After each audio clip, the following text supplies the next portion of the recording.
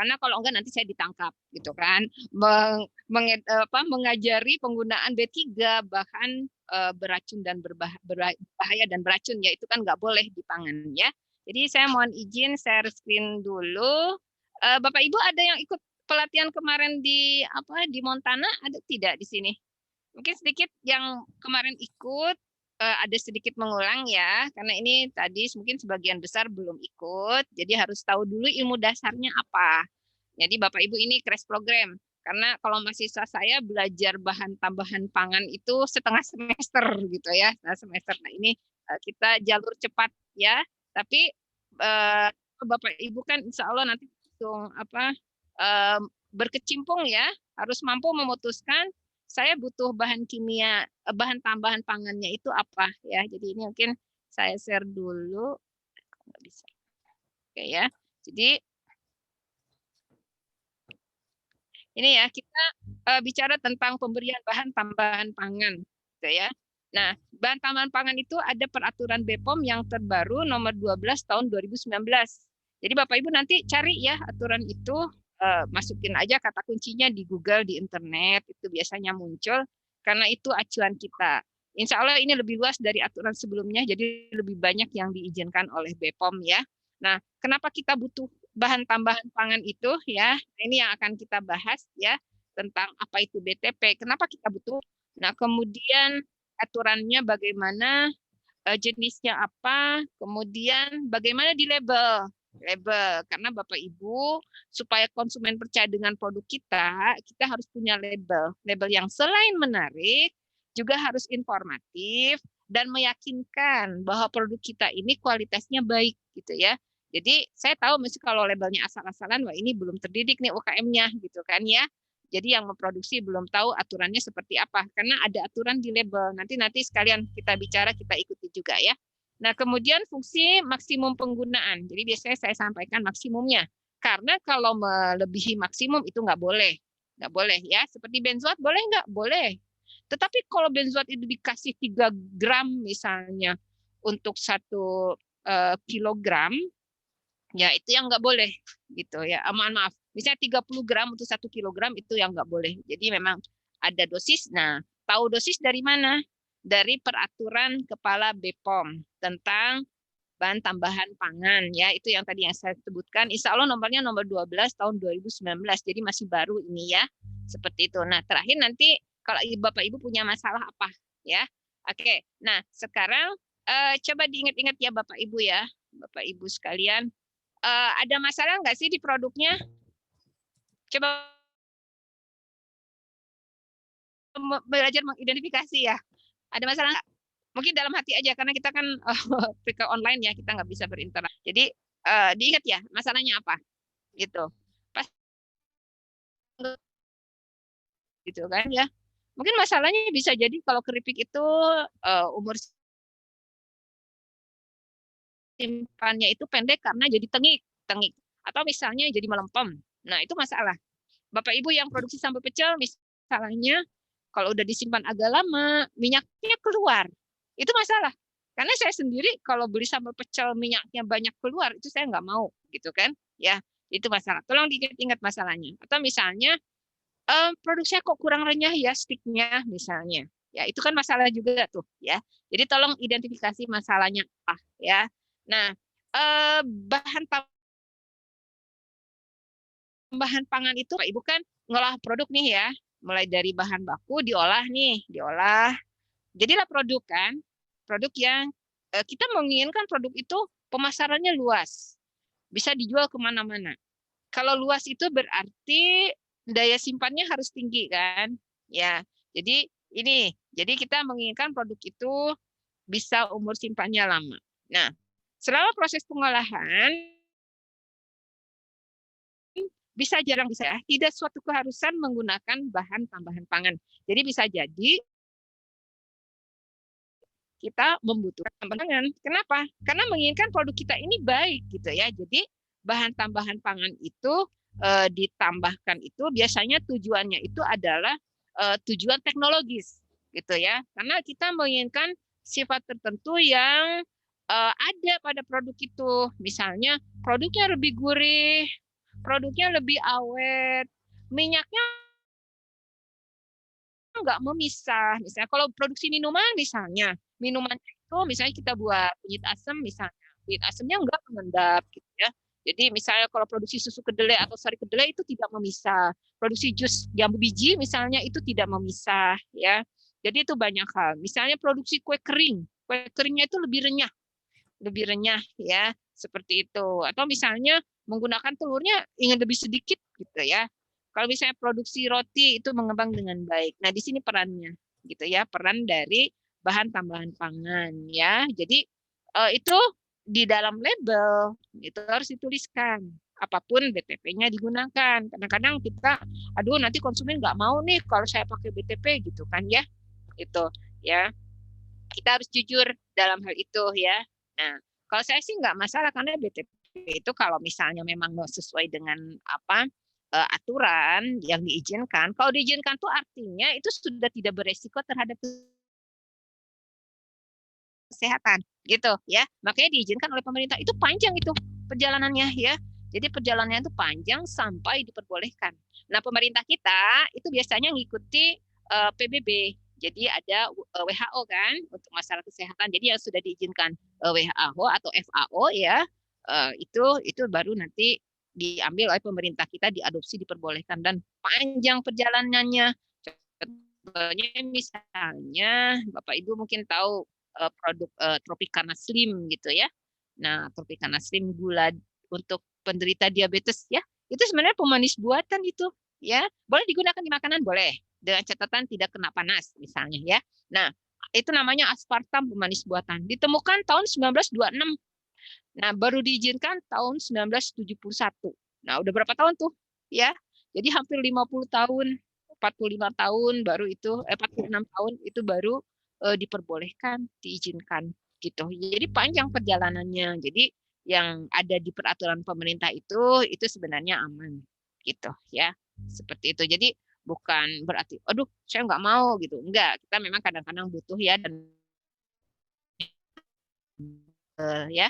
Nah, ini aturannya ya. Jadi tidak digunakan konsumsi langsung, digunakan itu untuk tujuan teknologis gitu ya. Nah, kemudian banyak hal ya. Nah, ini misalnya Bapak Ibu mungkin kalau saus tomat mungkin jarang yang produksi skala UKM ya, tapi sambal ya, sambal itu kan sambal tuh macam-macam, ada sambal mata, sambal apa sambal bajak, macam-macam ya, sambal cabai hijau gitu misalnya. Nah, ini seringkali kan kita menginginkan produk itu awet ya, awet. Nah, bisa jadi nanti butuh awet. Walaupun nanti dari pengolahan ada pengolahan yang akhirnya produk itu awet tanpa kita memerlukan pengawet. Itu kalau itu nanti sesi pengolahan. Jadi bicaranya tidak di sini gitu ya. Jadi Bu saya ini produksi ini misalnya kedelai ini misalnya atau minuman jus itu tanpa pengawet tapi awet bisa gitu ya. Seperti Bapak Ibu mungkin yang suka minuman contohnya apa ya yang sari jeruk ya punya Minute Party Orange itu ya yang di botol ya punyanya Coca-Cola itu nggak pakai tapi prosesnya yang mengawetkan. Nah kita bisa niru kalau UKM gitu ya. Nah kemudian ini untuk mengembang warnanya lebih menarik gitu ya. Kita butuh kadang-kadang walaupun pakai pewarna alami. Nah pewarna alami itu seringkali nggak stabil. Contohnya ada yang produksi minuman Rosella nggak di sini ya. Nah minuman Rosella itu kalau sudah lama bukan ungu lagi itu jadi kayak teh gitu ya. Nah, karena tidak stabil memang gitu sehingga kita memang butuh pewarna gitu ya. Nah, ini contoh yang lain nih. Misalnya kalau dodol atau produk yang digoreng tuh kayak keripik ya. Sekali-kali tengik ya, tengik. Nah, tengik itu kenapa tengik? Tengik itu reaksi lemak dengan oksigen. Jadi kalau produk yang tinggi lemak itu bisa jadi tengik gitu. Makanya kayak dodol, jenang. Itu kan ada lemaknya tuh dari santan kan. Nah, atau produk keripik. Nah, ada lemaknya dari minyak kan. Nah, itu biasanya masalahnya adalah tengik. Gitu. Kalau dodol lebih kompleks lagi. Tengik iya, nanti berjamur iya. Gitu ya. Karena ini termasuk pangan semi basah namanya, ya, pangan semi basah itu memungkinkan jamurnya tumbuh. Nah, ini misalnya sambal pecel seringkali keluar minyak ya. Nah, ini kalau ini mungkin kita nggak terlalu perlu ya. Misalnya mudah larut itu produk-produk instan. Misalnya jahe kita punya jahe instan. Kalau jahe instan itu kalau mudah larut itu kalau tidak menggumpal. Jadi supaya apa yang harus kita lakukan supaya tidak menggumpal. Nah, itu PR-nya gitu ya. Karena seringkali kan oh, kalau udah lama disimpan kok menggumpal ya. Kalau di konsumen disimpan itu lama-lama juga menggumpal gitu ya. Ya, jadi ini masalahnya. Kalau udah menggumpal nanti larutnya susah. Sehingga kita harus mencegah tidak menggumpalnya dulu gitu ya. Nah, ini ada produk yang lebih mengkilap, misalnya lebih kental, misalnya ingin punya misalnya sari kunyit asem, ingin lebih kental. Karena kalau lebih kental itu biasanya mengendapnya lebih lambat. Ya, nanti ini kita ada namanya pengental gitu ya. Nah, ada minuman misalnya kita buat sari jeruk ya.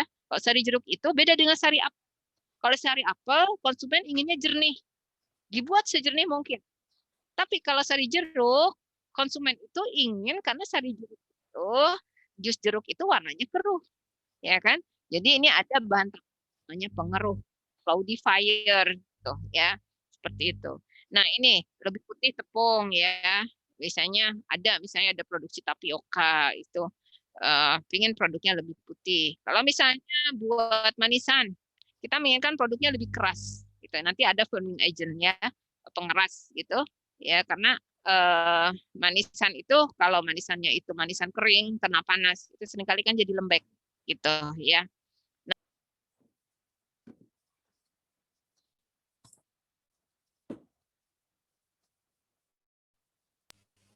Oke ya, kedengaran suara saya ya, karena saya kemarin tadi di mute. Oke ya, kedengaran suara saya. Jadi ini ya, misalnya kita menginginkan produk lebih lebih gurih. Nah kalau gurih ini kita larinya mungkin ke micin ya. Boleh nggak? Boleh. Micin diperbolehkan. Malah di dalam aturan BPOM itu tidak ada batas maksimum. Cuman perlu diingat ada namanya aftertaste. Jadi rasa ikutan gitu ya. Jadi setelah makan itu nggak enak itu namanya aftertaste ya. Nah, jadi rasa yang timbul kemudian yang nggak enak namanya aftertaste. Jadi kita menggunakan ini harus secukupnya gitu ya, seperti itu. Nah, kemudian ini lebih manis. Kalau ini mungkin pemanis ya, lebih berasa flavor. Bapak Ibu pakai essence itu flavor. Jadi harus dituliskan tuh kalau di produknya pakai essence, tuliskan aja perisa gitu ya, perisa. Jadi flavor atau perisa. Boleh ditulis flavor, biasanya bahasa Indonesianya perisa. Nah, ini kita buat spiku misalnya lebih lembut ya. Ini misalnya kita pakai itu biasanya kan pakai seperti Ovalet, TBM, SP gitu ya untuk pelembut. Nah, itu termasuk ke dalam golongan pengemulsi sebenarnya. Jadi di dalam label itu kan ada merek, ada nama produk. Nama produk harus dituliskan, Bu, Bapak Ibu ya. Jadi jangan langsung merek.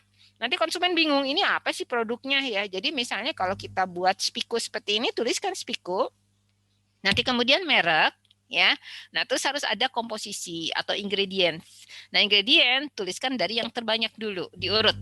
Dari yang terbanyak sampai yang terkecil.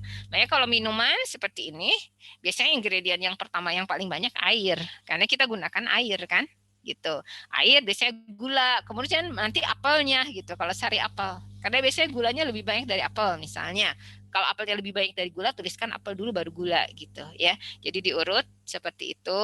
Nah, kemudian harus ada ini namanya umur simpannya ya, masa simpan, bukan umur simpan, masa simpan.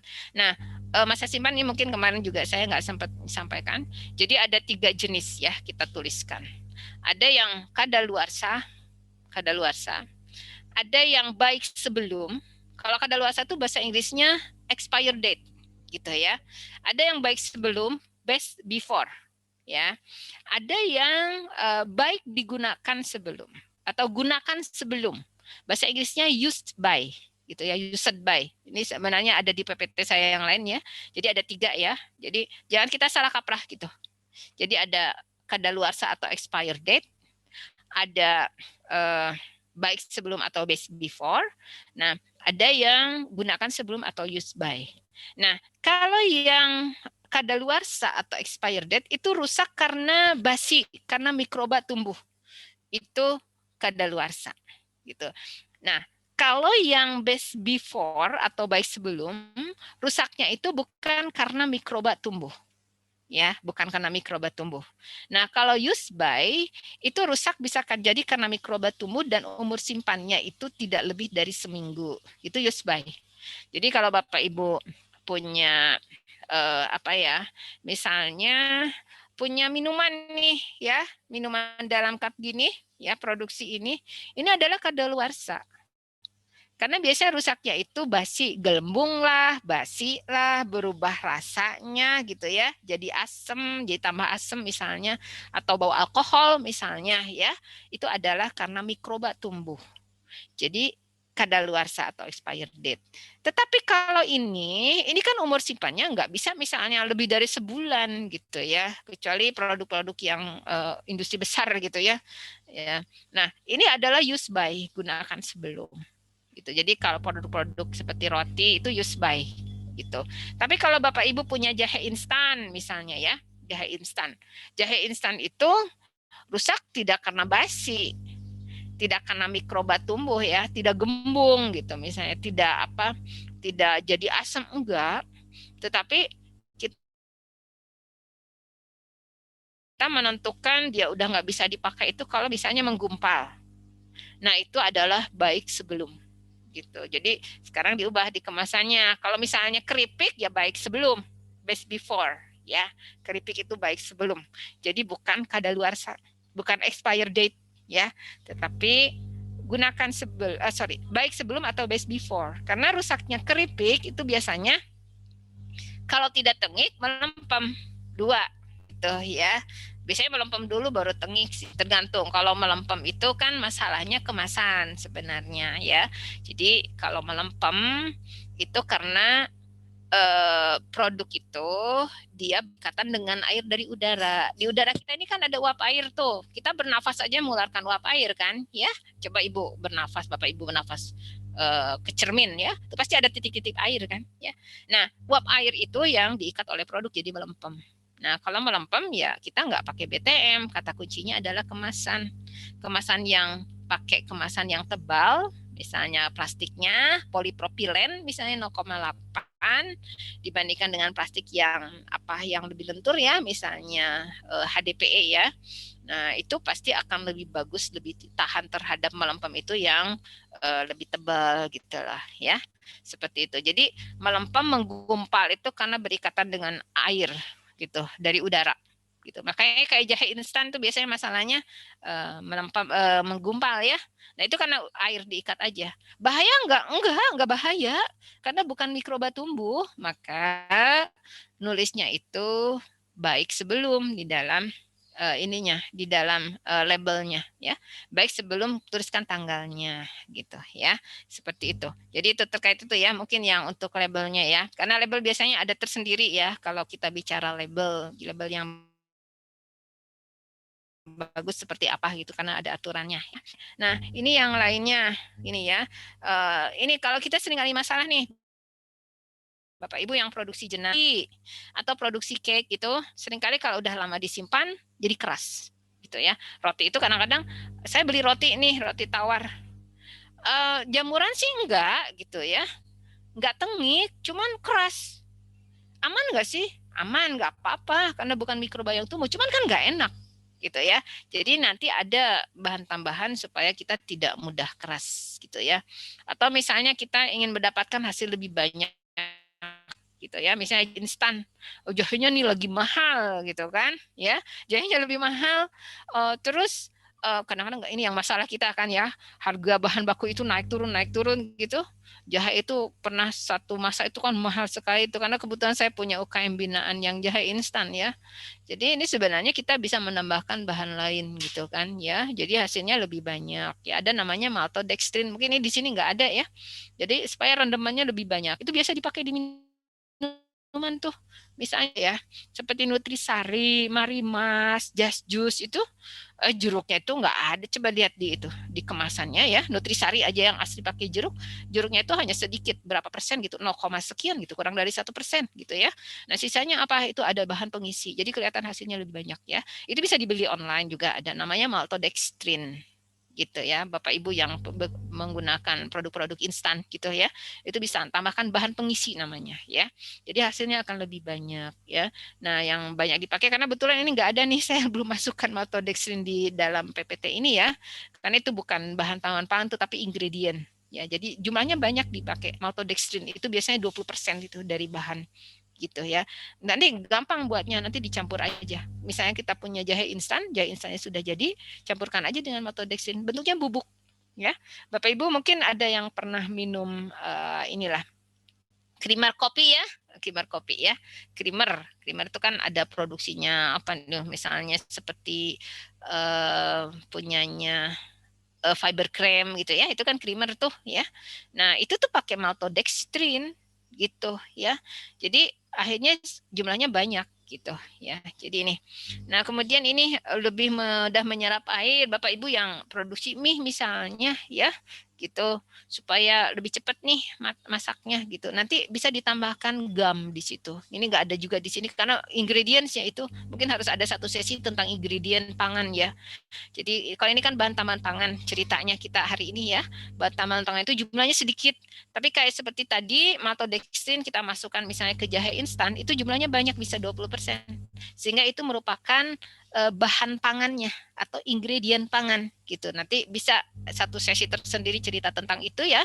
Termasuk kalau produksi misalnya apa sosis beku, somai beku misalnya itu ada ingredient ditambahkan termasuk untuk mie gitu ya.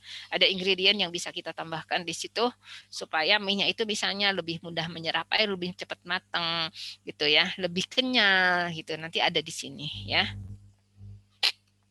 Nah ini aturan mungkin ini dilewat aja, intinya ya kita percaya kalau pemerintah sudah menetapkan diizinkan lewat aturan itu yang aman bagi kita dengan catatan tidak melebihi dosis yang ditetapkan. Jadi itu harus dilihat ya. Nah dosisnya pun nanti di regulasinya itu Bapak Ibu ya, itu ada yang nanti kalau sempat mungkin saya attach di cacat ini ya apa aturannya ya. Dosisnya itu ya. Jadi walaupun kita menggunakan mengikuti aturan itu dosisnya, ingat ya Bapak Ibu, hal penting yang harus dilakukan ketika kita menggunakan bahan tambahan pangan itu harus cek rasa karena kita bekerja dengan pangan. Pangan itu rasa penting gitu ya. Jadi saya sering menyarankan misalnya UKM, Bu, ini produk saya kok jamuran ya, cake-nya, spikunya. Dulu pernah saya saranku ada yang produksi spiku di Surabaya ya. Oh, ibunya semangat sekali, usia 70 tahun masih semangat gitu ya.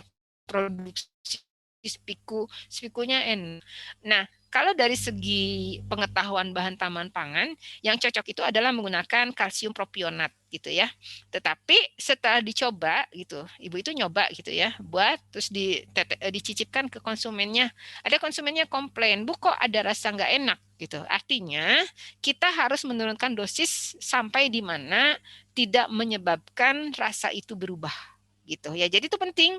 Makanya kalau di dalam ilmu di dalam teknologi pangan itu ada namanya ilmu sensoris gitu, ilmu cicip menyicip gitu. Jadi mata kuliah itu ya kalau di kami ya itu masih satu acaranya gimana cara menyicip sesuai dengan ilmunya gitu ya. Jadi mencicip itu ada ilmunya tuh. Jadi ini jangan lupa Bapak Ibu bisa mencoba lah ketika memproduksi nambahkan sesuatu di produk dicicip dulu gitu ya. Jangan tidak masalah buat kita, tapi harus menurut banyak orang gitu ya. Cicip ke tetangganya, ke siapanya gitu ya, ke kerabatnya. Jadi itu penting ya, harus mencicip karena ujung-ujungnya kita menghasilkan produk yang harus enak gitu ya. Nah ini yang nggak boleh, saya kira mungkin ini insya Allah nggak ada yang pernah menggunakan ini ya, formalin, boraks. Nah boraks ya agak susah karena ketika membuat kerupuk ini saya sering kali, Bu susah nih Bu, kalau nggak pakai boraks susah dipotong kerupuknya gitu ya, susah nggak kurang mengembang gitu. Boraks itu kan kalau bahasa dagangnya itu uyah bleng itu kan ya, uyah bleng itu di pasar itu ada. Saya kalau ke pasar Blimbing saya iseng-iseng nanya, Bu beli bleng? Ada tuh dijual tapi ditaruh di kolong meja diumpetin karena memang nggak boleh kan ya itu. Nah jadi ini nggak boleh boraks. Formalin juga karena sebenarnya bisa kelihatan lah produk pangan ada formalin itu biasanya kurang kenyal, keras, itu pakai formalin tuh biasanya ya, kaku gitu ya. Misalnya ayam pakai formalin tuh kulitnya kan kaku ya. Oke, nah ini mungkin ini saya lewat aja langsung ke jenisnya aja ya. Gitu. Jadi ini ada jenis-jenisnya. Nah, ini label saya karena nanti mungkin kita lebih banyak diskusi ya. Jadi intinya kalau di label itu ya harus dicantumkan. Cantumkan cukup jenis. Misalnya saya menggunakan apa ya yang cukup jenis itu misalnya pengembang ya. Bapak Ibu pakai baking powder atau baking soda kue atau baking soda. Itu pengembang. Ya, jadi harus dituliskan nggak usah tuliskan baking soda, cukup pengembang gitu ya. Jadi kategorinya itu harus diingat gitu ya. Cukup tuliskan pengembang ya. Misalnya Bapak Ibu menggunakan apa ya? SP gitu ya, SP ya. Nah, SP itu pengemulsi. Jadi SP, ovalet, TBM itu pengemulsi. Jadi di ingredient tuliskan pengemulsi gitu ya. Jadi itu namanya kategori bahan tambahan pangan ya atau kelompok ya, kelompok bahan tambahan pangan. Jadi harus dituliskan di dalam label ya. Nah, ini yang selain dituliskan kategorinya, ini wajib menyebutkan jenis.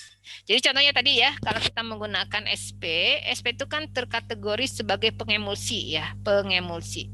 Nah, jadi cukup dituliskan pengemulsi. SP-nya nggak usah ditulis. Tetapi kategorinya dan dituliskan jenisnya ya. Yang 5 ini yang pertama antioksidan. Antioksidan itu mencegah ketengikan. Tadi kan ketengikan itu reaksi antara oksigen dengan lemak ya. Jadi oksidasi. Sehingga ini antioksidasi gitu. Makanya disebut antioksidan.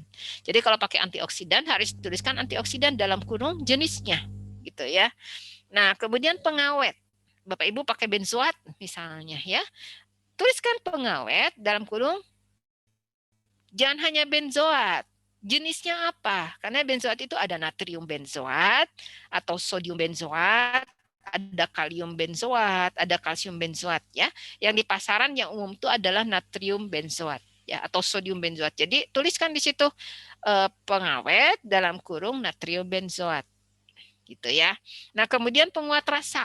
Micin misalnya tuliskan penguat rasa dalam kurung micin itu nama ilmiahnya monosodium glutamat atau MSG. Jadi dalam kurung MSG ya. Karena tidak hanya MSG, kalau Bapak Ibu pakai Masako gitu misalnya. Masako itu tidak hanya MSG tetapi ada inosinat, ada guanilat misalnya di situ ya. Itu dituliskan. Nah, yang ketiga pemanis buatan. Jadi misalnya saya menggunakan sari manis gitu ya. Nah, sari manis. Jadi sering tuh ada sari manis. Saya dulu pernah ditawar, Bu saya pakai sari manis untuk ini loh apa namanya yang dari singkong itu apa itu? Uh, enye ya apa namanya yang dari singkong itu loh. Atau di sini namanya apa ya saya kok lupa sih. Dari singkong diparut, dikukus terus dibuat itu apa namanya Bu? Semacam opak ya.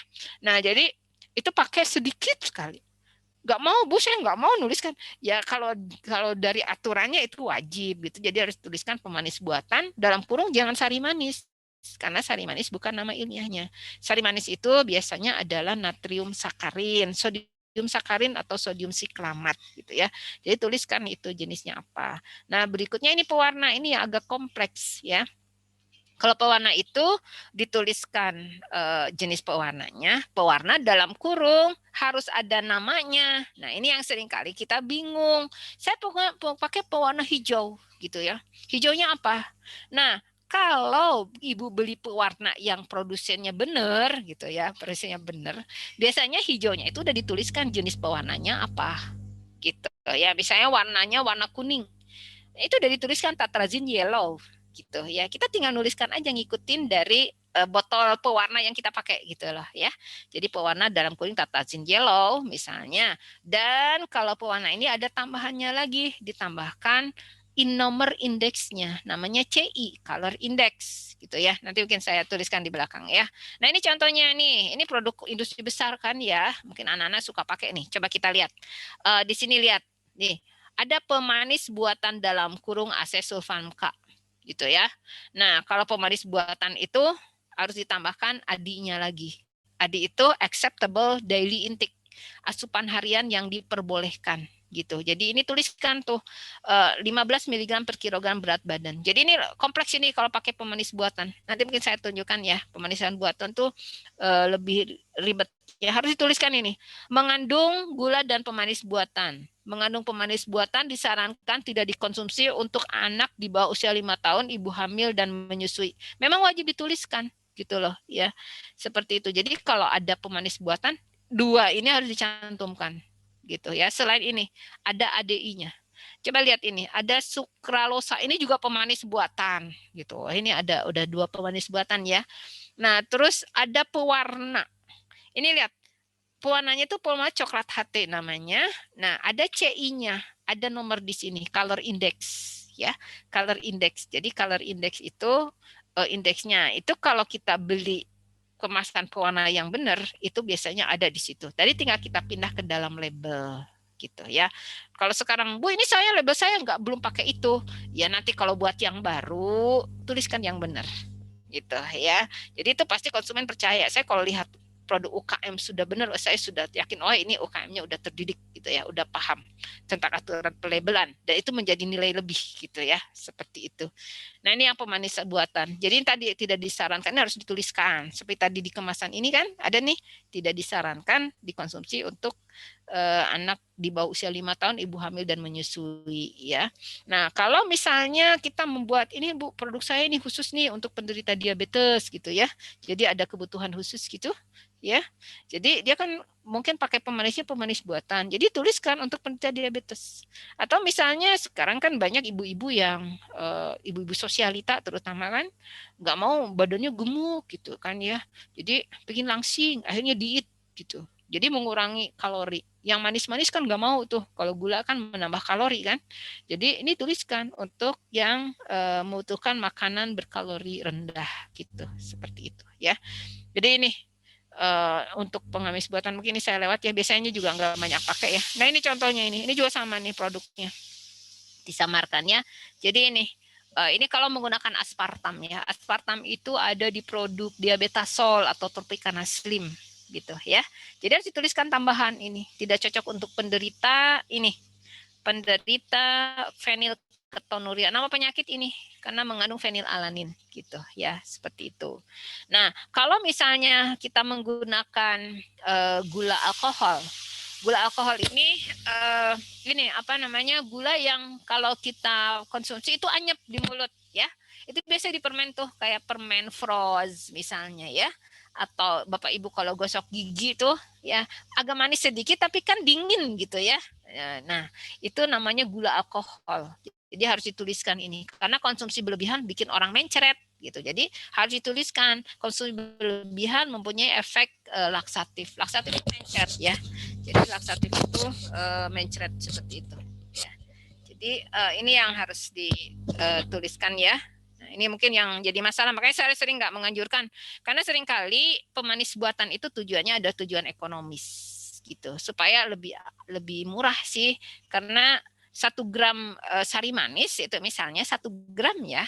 Itu sama dengan 3 ons gula pasir gitu. Jauh lebih murah jadinya ya. Seperti itu. Nah ini kalau perisa itu flavor ya, essence.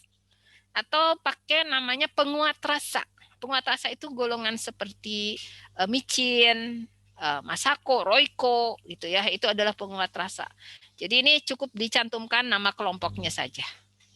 Penguat rasa aja tulisnya gitu aja. Gitu ya. Jadi tidak perlu menuliskan MSG-nya. Ya, seperti itu ya. Nah, ini. Nah, kemudian ini mungkin saya tunjukkan ini ya. Jadi ini yang pewarna tadi. Jadi kalau kita tahu pewarna itu pewarna makanan gitu ya. Kali-kali kita yakin karena beli di toko kue itu pewarna makanan. Nah, kalau toko kuenya nanti nggak ngapus itu sepie gitu ya. Jadi ini yang penting. Jadi harus di labelnya ini ya, di kemasannya ini harus ada color indexnya CI gitu ya. Terus ada nama jenisnya. Nah, kemudian ada tulisan M. M itu artinya untuk makanan, dikurung bulat gitu ya. Jadi itu ini contohnya ini ya. Jadi ini pewarna makanan ini ada M-nya nih gitu ya. Seperti itu. Nah, ini hijau muda gitu ya. Ini nanti harus dicari di sini biasanya ada jenisnya ya. Dia termasuk jenis apa dan CI-nya berapa gitu ya. Oke. Nah, ini sekarang kita ke jenisnya ya. Jadi yang pertama ini apa namanya, anti kempal. Anti kempal itu supaya tidak menggumpal produk kita ya. Nah, sebenarnya kalau tidak mau menggumpal, kata kuncinya adalah kemasan harus rapat. Jadi kalau produk misalnya saya buat sari jahe instan misalnya kan, atau apanya kunyit instan misalnya, karena gulanya kan banyak tuh ya di produk itu ya, gulanya kan banyak. Jadi gula itu higroskospis sifatnya, mudah mengikat air. Jadi kalau di kemasan itu sedapat mungkin penuh, jadi nggak ada rongga. Karena kalau ada rongga, rongganya itu tempat uap air berada, sehingga nanti bisa diserap oleh produk gitu ya. Jadi itu salah satu cara dipenuhkan. Nah kalau penuhkan rugi, harganya jadi mahal. Ada cara lain, kita menggunakan silika gel. Ya, Bapak Ibu tahu kan ya silika gel ya? Sebenarnya silika gel itu yang di kantong itu tuh ya. Nah, jadi silika gel itu dimasukkan. Masukkan silika gel itu kita harus menggunakan silika gel yang, karena silika gel itu kalau ditaruh di suhu ruang ya, misalnya taruh nih, saya pernah tuh ada UKM, Bu pakai silika gel nih cookies saya gitu ya, jadi ya pakai cookies nih buat produksi kue kering ya, pakai silika gel, ternyata malah pakai silika gel itu malah mudah melempem. Saya nanya, Bu, silika gelnya itu Ibu taruh di mana? Saya taruh di wadah, Bu. Wadahnya terbuka nggak? Iya, Bu, terbuka. Nah, selamat. Jadi memasukkan silika gel yang sudah ada uap airnya ke dalam kemasan, artinya memasukkan air.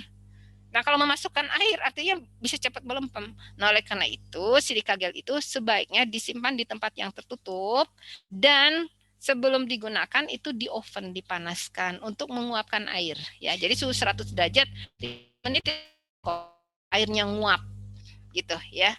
Jadi silika gel. Tapi kalau ada bahan yang lain, itu kita bisa menggunakan ini ya, kalsium karbonat misalnya seperti ini. Dan ini biasanya industri besar banyaknya pakai silikon dioksida, SiO2 ya. Ini contohnya, ini contoh bumbu instan, ini seringkali kan gumpal ya. Nah, untuk menambah isi ini nanti bisa pakai bahan namanya maltodextrin.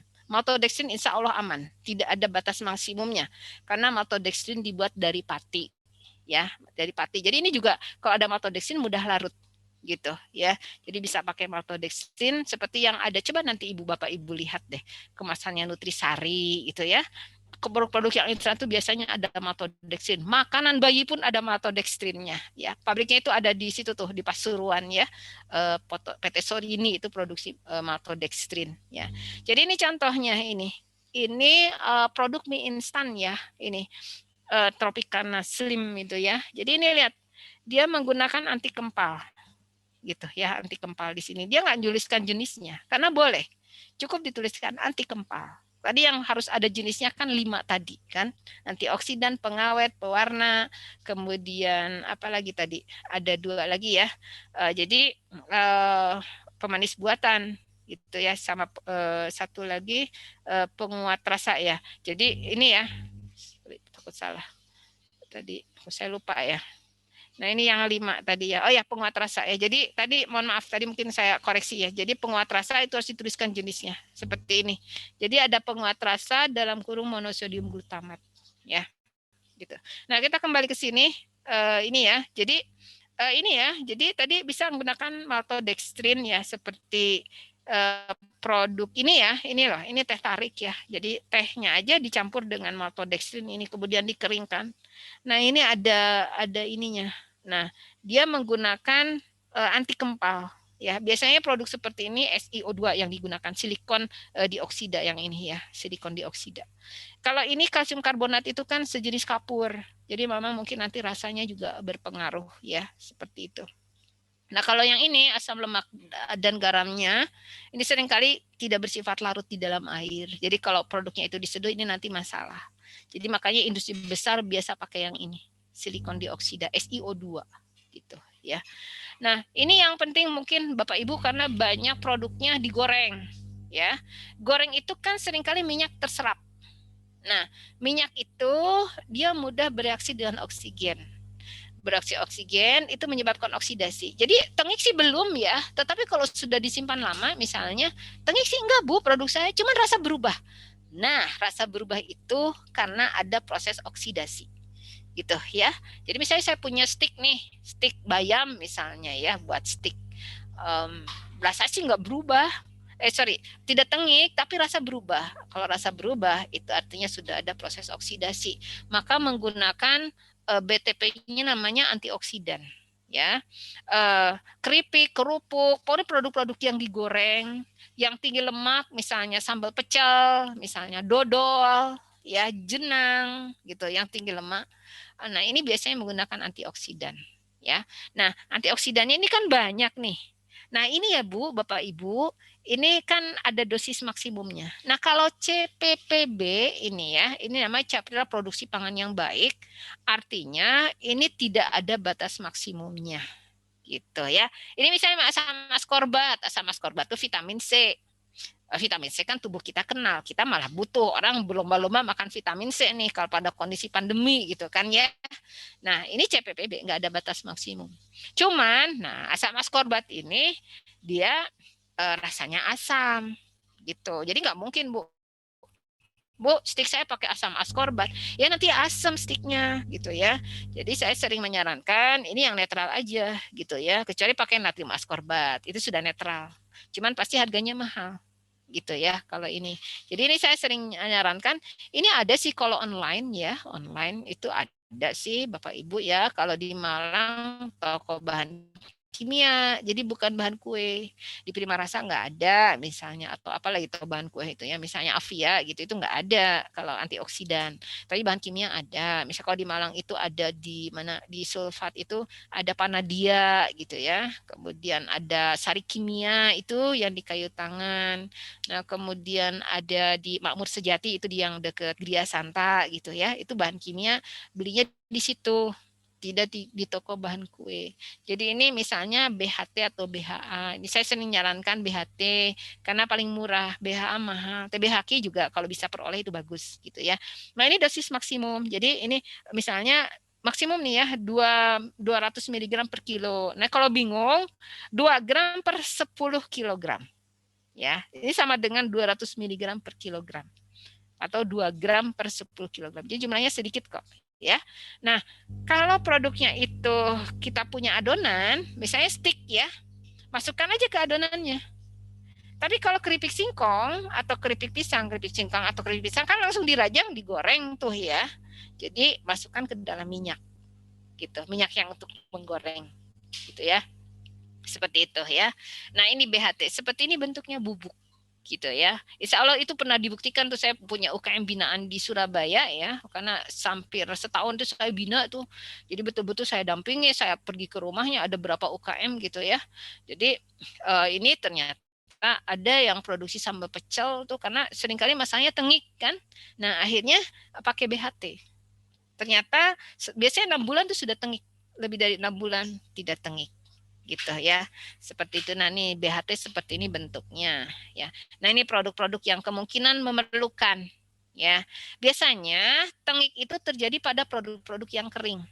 Jadi kalau Bapak Ibu produksi susu kedelai, lemaknya tinggi, iya, lemaknya tinggi susu kedelai. Tapi kan basah. Jadi biasanya nggak tengik. Yang jadi masalah di susu kedelai basi, bukan tengik gitu ya. Jadi kalau produk itu kering atau setengah kering, semi basah seperti dodol ya. Nah, itu biasanya yang menjadi masalah itu adalah ketengikan ya. Jadi pakai antioksidan. Nah, ini contohnya sticknya, campurkan aja. Kerupuk kan ada adonannya tuh, masukkan ke dalam kerupuknya. Cookies juga, ini juga ya sama. Nah, kalau ini masukkan di minyaknya gitu ya. Seperti itu. Nah, kalau abon gimana abon? Nah, abon itu kalau misalnya digoreng, ya, itu masukkan ke minyaknya. Tetapi kalau tidak digoreng, karena ada yang abonnya itu di apa ya, digongso ya, di roasting, disangrai ya, disangrai. Jadi nanti di dalam bumbu gitu. Tuh. Jadi ya, nah ini contohnya ini. Bapak Ibu tahu lah ini produk apa nih? Produk keripik singkong ya, punyanya Indofood. Nah, ini dia menggunakan nih, saya tunjukkan dulu ya. Jadi dia mengandung penguat rasa, dituliskan monosodium glutamatnya, dinatrium inosinat, dinatrium guanilat. Ini yang ada di Masako gitu ya, karena saya suka pakai itu Masako. Jadi ini ya. Jadi masukkan aja kalau Bapak Ibu, oh saya pakai Masako atau Royco, tulis aja di Royco tuh dilihat ada apa. Tinggal dituliskan di sini di labelnya ya. Nah, coba kita lihat. Ini mengandung ada antioksidan TBHQ. Jadi dia menggunakan antioksidannya TBHQ dari minyak sawit yang dia pakai gitulah. Ya, seperti itu. Jadi dituliskan. Nah, kalau ini sih gas. Gas itu ini mungkin ini agak khusus ya. Jadi kalau Bapak Ibu produk misalnya produk stick gitu ya.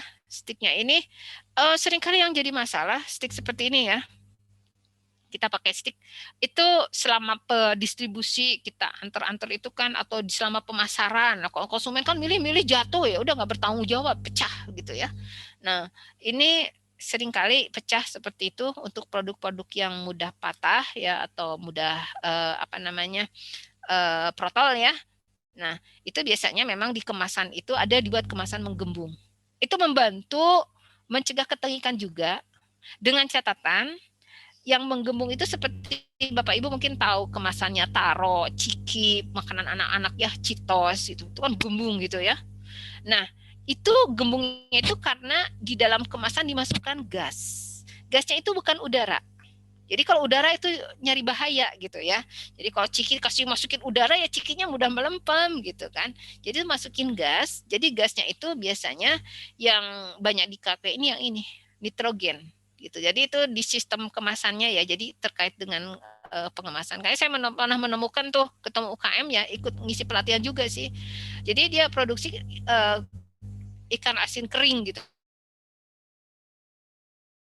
ya dibuat gembung. Saya nanya pak ini pakai apa pak gembungnya, saya dikasih nih bantuan pengemasnya kata dia. Jadi ada yang membantu dia ngasih pengemas tapi dia menggunakan menggembungnya itu pakai udara gitu ya. Kalau ikan kering mungkin ya agak masalah juga sih karena dia kering kan bisa teroksidasi.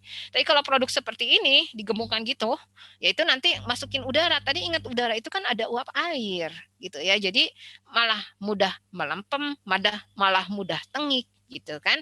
Karena di udara juga ada oksigen gitu ya. Jadi produk seperti ini kalau mau pakai pun nanti pakai nitrogen gitu. Jadi ini khusus harus beli tabung sendiri, pengemasannya juga khusus gitu. Cara yang mudah gimana? Yaitu tadi pakai kemasan yang tebal ya, pakai silika gel gitu ya. Seperti itu. Saya mungkin kalau saya dapat produk dari luar negeri gitu ya, hampir sebagian besar itu selalu ada silika gel untuk produk-produk yang kering gitu ya. Jadi itu karena tadi ngikat udara ya, gikat airnya seperti itu. Nah ini contoh produk yang membutuhkan gas gitu ya. Jadi ini snack kan udah tahu ya, keripik kentang misalnya, cuman ini kan nambah biaya gitu kan ya, seperti itu. Nah ini ikan kering juga karena kering mudah teroksidasi ya. Nah kalau ini humectant atau pembasah, jadi untuk produk-produk yang supaya produk itu gak keras. Misalnya saya punya dodol, punya jenang gitu kan, makin lama disimpan tuh makin keras. Kenapa keras? Keras itu karena air dari jenangnya atau dari dodol itu menguap ya, menguap. Karena menguap nah nanti ada teori kimianya ya, jadi teori kimia pangan gitu kan. Nah patinya itu mengkristal jadilah keras. Oleh karena itu ini biasa ditambahkan namanya humectant atau pembasah gitu supaya tidak keras. Jadi basah tapi bukan karena air, bukan ya, dengan air panas. Contohnya ini yang paling baik dipakai, ini aman, ini gliserol ya, gliserin atau gliserol ya. Seperti ini gliserin itu ya. Jadi ini gliserin atau gliserol. Jadi bentuknya cair, agak kental sedikit ya. Itu yang biasa dipakai di hand body itu juga gliserol itu ya. Seperti itu. Atau ini ada juga sodium laktat gitu ya. Ini juga sama, ini ada food grade-nya. Ini saya lihat di toko online sih ya. Jadi ini juga sama, fungsinya mengikat air produk menjadi tidak keras. Ini contohnya misalnya pakai untuk jenang atau dodol gitu ya. Dodol itu kan diinginkan di dalamnya tetap basah, luarnya itu kan keras ya. Ini keras itu biasanya ada pelapisnya gitu ya, ada pelapisnya. Jadi pakai pelapis itu ya sehingga jadi menjadi keras gitu. Seperti itu ya. Ini contohnya jenang juga. Ya jenang itu biasanya masalahnya keras, tengik, jamuran gitu. Ini yang jadi masalah ya. Oke. Nah, ini contohnya ini juga sama ini pakai. Nah, ini pakai gliserol ini biskuat. Ini kan bolu tuh. Ya bolu sama ya. Kalau kita simpan lama kan jadi keras tuh ya. Dia belum jamuran tapi keras. Nah, itu makanya produk ini pun punyanya siapa ini ya? Biskuat bolu ini ya. Punyanya Danone kalau nggak salah. Nah, ini dia menggunakan gliserol. Dituliskan di sini tuh. ya, humectant namanya atau pembasah gitu ya. Terus kita mau beli di mana? Gliserin ini di toko bahan kimia, jadi bukan toko kue ya. Kalau online sih ada. Cari yang food grade ya, karena harus food grade ya, yang non food grade juga. Ini ya, jadi from vegetable glycerin. Jadi ini dari minyak nabati ya, dibuat dari minyak produksinya. Oke, nah ini pelapis. Kalau ini mungkin produk yang digunakan kita untuk melapis. Contohnya misalnya kita punya telur ya, telur asin misalnya ya.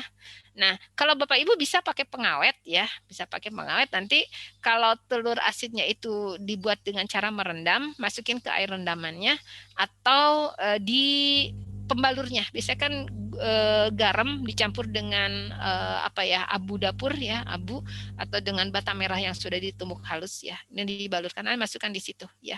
Boleh, kemarin ada UKM yang menggunakan sendawa. Sendawa itu adalah pengawet.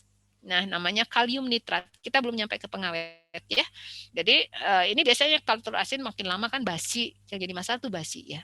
Dia tidak jamuran gitu. Nah, kalau kita nggak mau pengawet, ini bisa dililin. Jadi lilin ya. Ini yang edible ya. Jadi bukan lilin untuk mati lampu. Kalau itu kan dari minyak bumi itu diproduksinya ya. Tapi kalau ini biasanya dihasilkan dari tanaman gitu. Kayak di daun talas itu kan ada lilinnya tuh ya. Nah, itu kita melindungi daunnya kan. Nah, ini juga sama. Jadi ada carnauba ya, carnauba wax. Nanti tinggal dilarutkan, ini dipanaskan, meleleh dia, celupkan telurnya gitu ya. Jadi macam-macam ini ya. Ada yang ini dari lebah, beeswax gitu ya. Jadi ini lilin seperti itu ya, atau shellac. Ini banyak juga dipakai ini. Ini dari tanaman gitu ya. Oke, nah ini makanya kalian Bapak Ibu kalau tahu sendiri ya, buah impor dengan apel kita dari Batu gitu. Ini kok sebulan nggak apa-apa, saya sering kali, wah ini sebulan kok masih awet gitu ya. Karena itu memang dipakai lilin lapisannya, makanya kalau dicuci kan licin gitu ya. Selain dari bawaannya sendiri ada lilinnya. Gitu ya. Nah kemudian ini pemanis, ini ya tadi saya kira sudah ya kalau pemanis, dan mungkin tadi catatannya itulah panjang ya, jadi saya seringkali nggak menganjurkan lah pakai pemanis selain aftertaste-nya juga ya, kecuali memang alasan ekonomi lah, karena memang mungkin dijual untuk menengah ke bawah gitu, mau nggak mau akhirnya ini ya ada siklamat, ini kemanisannya 30 sampai 80 kali gula pasir. Nah sakarin ini yang sering dibuat sari manis itu ya, di antara siklamat atau sakarin. Jadi harus tanya pedagangnya sih, sari manisnya itu yang mana gitu ya. Nah, sakarin itu 300 kali gula pasir. Jadi 1 gram sakarin itu 3 on gula pasir ya. Jadi memang betul-betul menghemat ya. Seperti itu. Oke, nah ini contohnya ya. Nah, ini juga ada ini. Ini produk apa ya? Karena ini mungkin ini kayaknya ini loh apa? Sukro itu apa, sukro itu? Yang di tengah ada kacangnya di tengah itu apa namanya, sukro ya. Nah ini ya, jadi kacang atom ya. Nah jadi ini pakai itu karena gini, kalau dimasukkan supaya kulitnya agak manis sedikit, karena kalau pakai gula ketika digoreng nanti kecoklatan gitu. Jadi dia akhirnya menggunakan ini loh, dilihat ada asesulfannya, pemanis buatan ya. Tapi ini catatan ada tulisan gini gitu loh, jadi panjang ya di labelnya ya. Nah ini juga dia pakai penguat rasa monosodium glutamat, dituliskan di situ ya. Ini lihat diurut ya. Jadi diurut dari yang terbanyak. Jadi yang dipakai paling banyak adalah tepung tapioka untuk kulitnya, seperti itu ya. Nah kalau ini yang tahan panas, jadi boleh dipanaskan. Karena beberapa yang nggak tahan panas ya. Ini kalau ini boleh. Nah kalau ini pembentuk gel, jadi insya Allah tubuh kenal aman ya, seperti agar-agar, karaginan. Karaginan itu nutrijel atau konyaku itu ya. Nah, konyaku itu nutrijel dengan ditambah dari tanaman porang ya, dari konjak, umbi konjak. Nah, jadi ini karaginan, agar-agar. Nah, masing-masing punya sifat yang agak berbeda. Jadi kalau Bapak Ibu misalnya mengembangkan produk nih, saya punya kunyit asem gitu ya. Nah, dikasih karaginan itu biasanya bisa jadi nanti jelly drink jadinya. Nah, keuntungannya ini tidak mudah mengendap ya. Nah, Bapak Ibu kalau pakai permen jelly ya, ini juga sama pembentuk gel, termasuk gelatin. Cuman hati-hati karena kita seringkali beli gelatin itu kan eceran gitu, sudah dikemas. Nah, itu seringkali tidak ada label halalnya. Jadi ketika sertifikasi halal kita kesulitan. Nah, gelatin ini biasanya cocok untuk yogurt. Kemarin ada yang nanya tuh ya, Bu, yogurt saya kok pecah?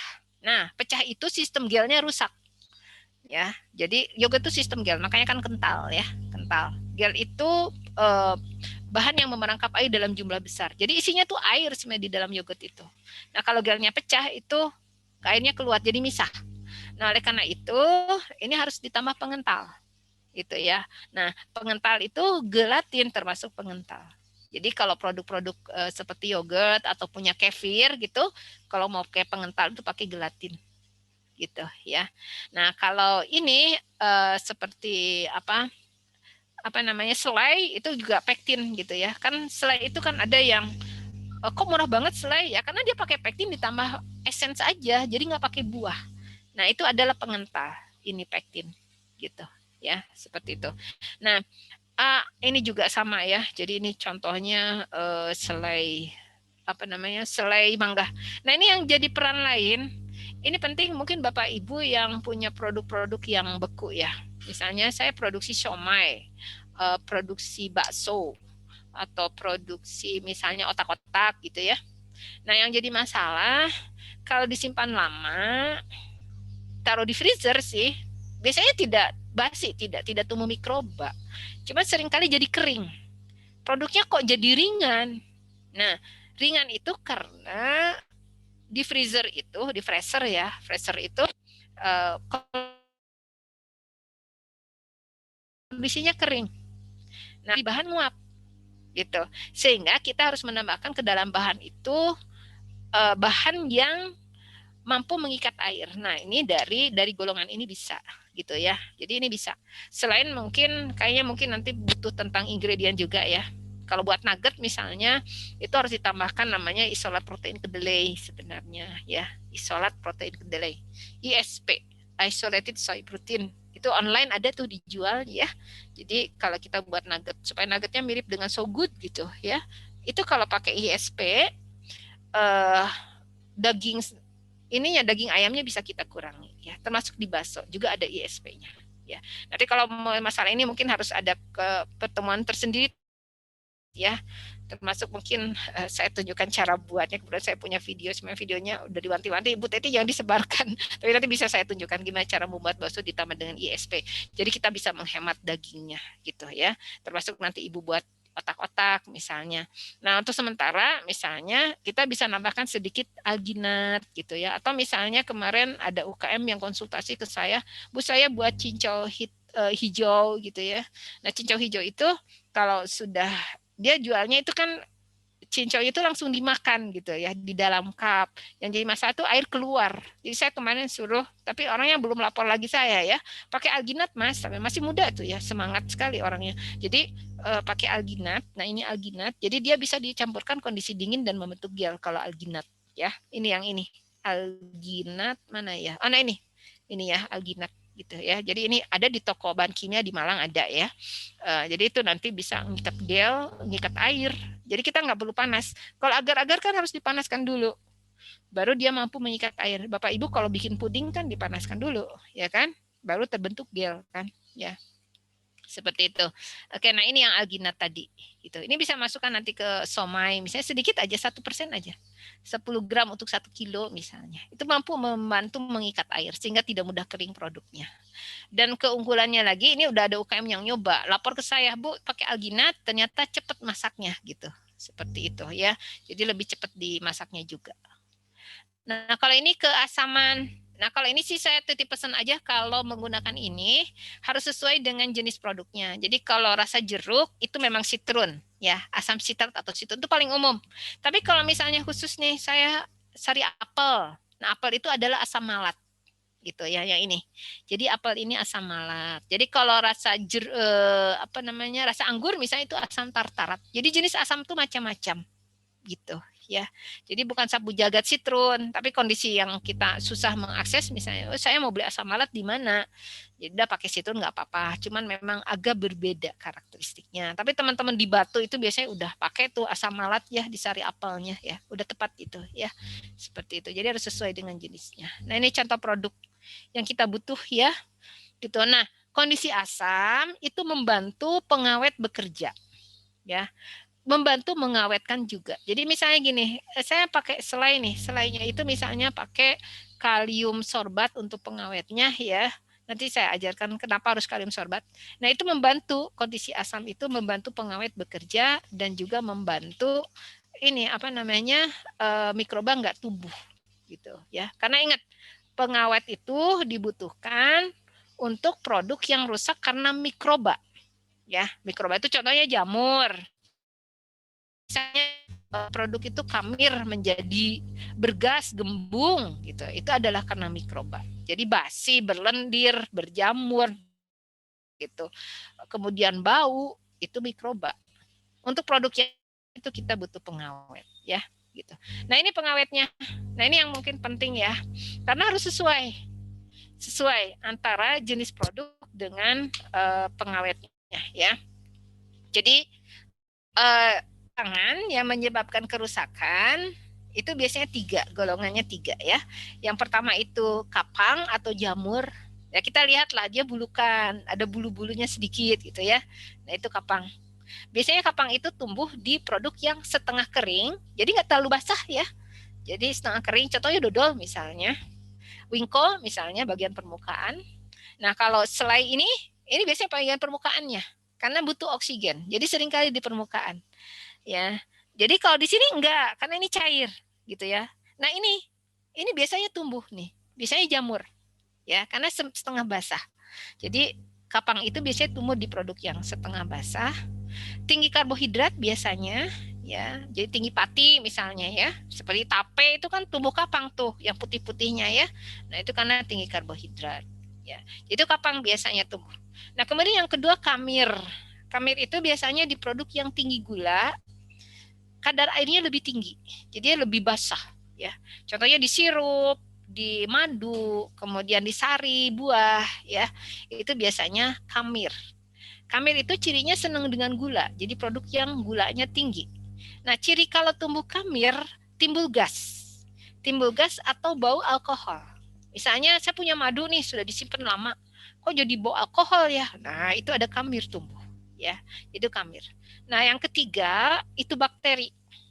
Bakteri itu biasanya menyebabkan basi, berlendir, berubah rasa gitu ya. Misalnya saya punya apa ya, biasanya masakan kita sayur gitu ya. Kalau udah disimpan lama jadi basi ya. Nah, itu bakteri yang tumbuh karena biasanya masakan kan kadar airnya tinggi. Jadi bakteri itu biasanya tumbuh di produk yang kadar airnya tinggi ya. Jadi ini contohnya misalnya produk yang ini ya. Nah, ini ya contohnya. Nah, dua ini karena kadar airnya tinggi, gulanya tinggi, yang biasa tumbuh biasanya kamir atau bakteri, gitu ya. Jadi kadar air dan gulanya tinggi. Nah, kalau yang ini kan lebih kering sedikit. Di permukaan biasanya kapang, bagian dalamnya karena gulanya tinggi biasanya kamir, gitu ya. Kita harus identifikasi dulu karena terkait dengan jenis pengawet yang kita pakai, ya. Nah, ini contohnya ini jelly berair kan, ini biasanya bakteri. Nah kalau ini setengah basah ya, dan permukaannya kan terbuka gini, ini biasanya yang tumbuh adalah jamur gitu. Nah pengawet itu menyesuaikan mikrobanya. Jadi kalau yang tumbuh itu kamir atau bakteri, kita bisa menggunakan natrium benzoat ya, natrium ya. Jadi ini saya nggak nulis ini, nanti mungkin saya rubah deh, saya revisi. Harus ada natriumnya di sini, natrium benzoat atau sodium benzoat. Natrium dan sodium itu sama, natrium benzoat. Nah, contohnya apa? Ini saus atau sirup atau sari buah. Ya, madu misalnya, atau misalnya sari kedelai misalnya ya, terus jus buah misalnya, itu masuk ke sini semua. Jadi pengawetnya natrium benzoat gitu ya. Nah, kalau yang ini yang kapang ya. Nah, kalau hanya tumbuh kapang saja, contohnya apa? Contohnya cake, roti misalnya ya. Kemudian kue kering. Kue kering kalau sudah agak lembek itu baru jamuran tuh ya. Jadi biasanya yang tumbuh itu adalah kapang atau jamur menggunakan kalsium propionat gitu ya, kalsium propionat. Jadi ini mungkin 1-2 ini ya. Nah, yang ke bawah nih loncat nih ya, 1-2 dan ini yang ketiga nih ya. Nah, kalau ini kapang, kamir dan bakteri ini bisa. Ini mungkin tambah bakteri ya. Ini nanti saya revisi ya. Jadi ini contohnya misalnya kita punya ini apa sambal dalam botol gitu kan. Permukaannya biasanya jamuran, dalamnya itu basi. Berarti yang atasnya itu berjamur, berarti kapang tumbuh kan? Bawahnya itu basi bakteri. Jadi gunakan yang kapang, kamir, dan bakteri. Nanti tolong ditambahkan ini juga dengan tambah bakteri ya ini. Saya harus baru ngeh ini. Nanti harus saya perbaiki. Jadi ini kapang, kamir, bakteri itu kalium sorbat. Gitu ya, kalium sorbat atau potasium sorbat. Ya, potasium sorbat. Jadi ya ini harus diingat-ingat. Nah, kalau yang sulfit ini boleh dipakai. Sulfit itu juga bisa digunakan untuk mencegah pencoklatan. Misalnya Bapak Ibu, saya buat keripik pisang gitu ya. Setelah dirajang karena ngantri menggoreng, pisangnya itu apa namanya? Didiamkan dulu. Itu biasanya browning kan, coklat. Nah, untuk mencegah pencoklatan direndam dalam air, airnya dikasih sulfit gitu ya. Atau misalnya dulu pernah nih saya punya UKM binaannya, dia membuat toffee apel. Jadi semacam permen dari apel. Jadi apelnya ini di blender terus dimasak. Bapak Ibu bisa bayangin ya, blender apel pasti coklat kan. Nah, untuk mencegah warnanya menjadi coklat, itu salah satunya bisa menggunakan sulfit. Nah, ini biasa digunakan di apa kalau musim haji nih, atau enggak di Altara itu kan banyak tuh kismis misalnya. Itu pakai sulfit ya. Jadi produk yang ini misalnya yang ini ya. Nah, ini ya. Ini kan manisan nih. Ya, ini manisan apa nih? Manisan salak gitu ya. Jadi kita salak ini setelah dikupas rendam dulu di dalam sulfit, natrium bisulfit ya. Jadi bisulfit. Karena di pasaran ada natrium metabisulfit. Nah, meta ini nggak boleh dipakai karena terlalu kuat. Jadi natrium bisulfit yang dipakai ya. Jadi itu pengawet juga, mengawetkan juga dan juga namanya mencegah pencoklatan gitu ya. Cuman hati-hati karena ada beberapa apa ya kalau kita jualan terutama ke ini ya kalau Bapak Ibu sudah menjual di produk-produk yang kalau modalnya kuat ya di retail seperti Alfamart, Indomart gitu ya. Nah teman saya itu kerja di Lotte Mart. Jadi dia bagian menyeleksi itu begitu ada sulfit dia nggak mau gitu. Jadi memang sulfit itu memang agak berbahaya ya. Saya seringkali tidak menganjurkan, saya sendiri menghindari sulfit gitu. Tapi itu fungsinya tadi. Kalau mau pakai sulfit maksimum 3 gram untuk 10 liter air direndamnya itu maksimum 3 gram untuk 10 liter ya. Jadi ini ya, jadi ini tolong nanti harus diingat-ingat. Jadi harus dikenali dulu produknya itu rusak karena apa gitu. Baru pengawetnya harus ditentukan. Ya, kalau kerupuk butuh pengawet nggak? Kerupuk kan kering, ya. Jadi mikroba nggak tumbuh. Biasanya kan melempem atau tengik, jadi nggak butuh pengawet, gitu ya. Jadi ya sering salah kaprah sih mie instan itu nggak butuh pengawet kalau mie keringnya, ya. Cuman di kecap dan di sausnya itu perlu, gitu loh, ya. Terus bumbunya gimana? Nah, bumbunya kalau misalnya Bapak Ibu yang jualan bumbu dapur tadi ya, seperti tadi ya, bumbu instan itu ya, kalau agak basah itu biasanya tumbuh jamur, bulukan. Nah, kita pakai kalium sorbat di situ, gitu ya. Nah, ini Bapak Ibu, jadi ini kalsium propionat. Ini untuk produk-produk bakery ya, roti-rotian. Kalsium propionat.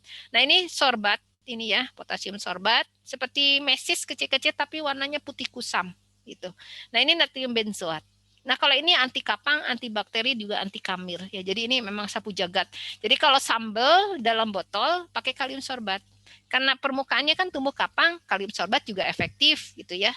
Nah, bagian dalamnya itu basi ya, itu bakteri. Bakteri juga bisa dihambat oleh sorbat.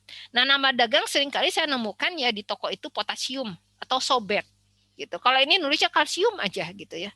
Nah, kalau ini natrium benzoat saya kira udah paham lah kalau ini paling banyak ya sodium benzoat.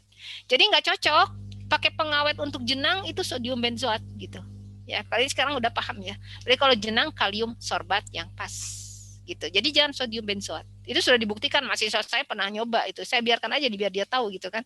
Ternyata betul, nggak pas jenang menggunakan natrium benzoat gitu ya. Ini udah jam berapa ini? biar tanya jawabnya agak banyak ya. Oke. Nah ini ya, seperti ini. Oke, nah ini kemudian, ya ini sama, ini dosis maksimumnya ya. Ya. Jadi kalau benzoat untuk selain minuman maksimumnya 1 gram per kilogram. Tapi kalau minuman maksimumnya 6 gram per 10 kilogram. Ya, jadi 6 gram per 10 kilogram. Jadi 0,6 gram per kilogram atau per liter. Gitu. Jadi benzoat. Kalau minuman lebih sedikit ya. Karena minuman kan kita konsumsi banyak, maka jumlahnya lebih sedikit maksimumnya. Nah, kalau sorbat maksimumnya 1 gram per kilogram. Ya, 1000 mg itu kan 1 gram per kilogram.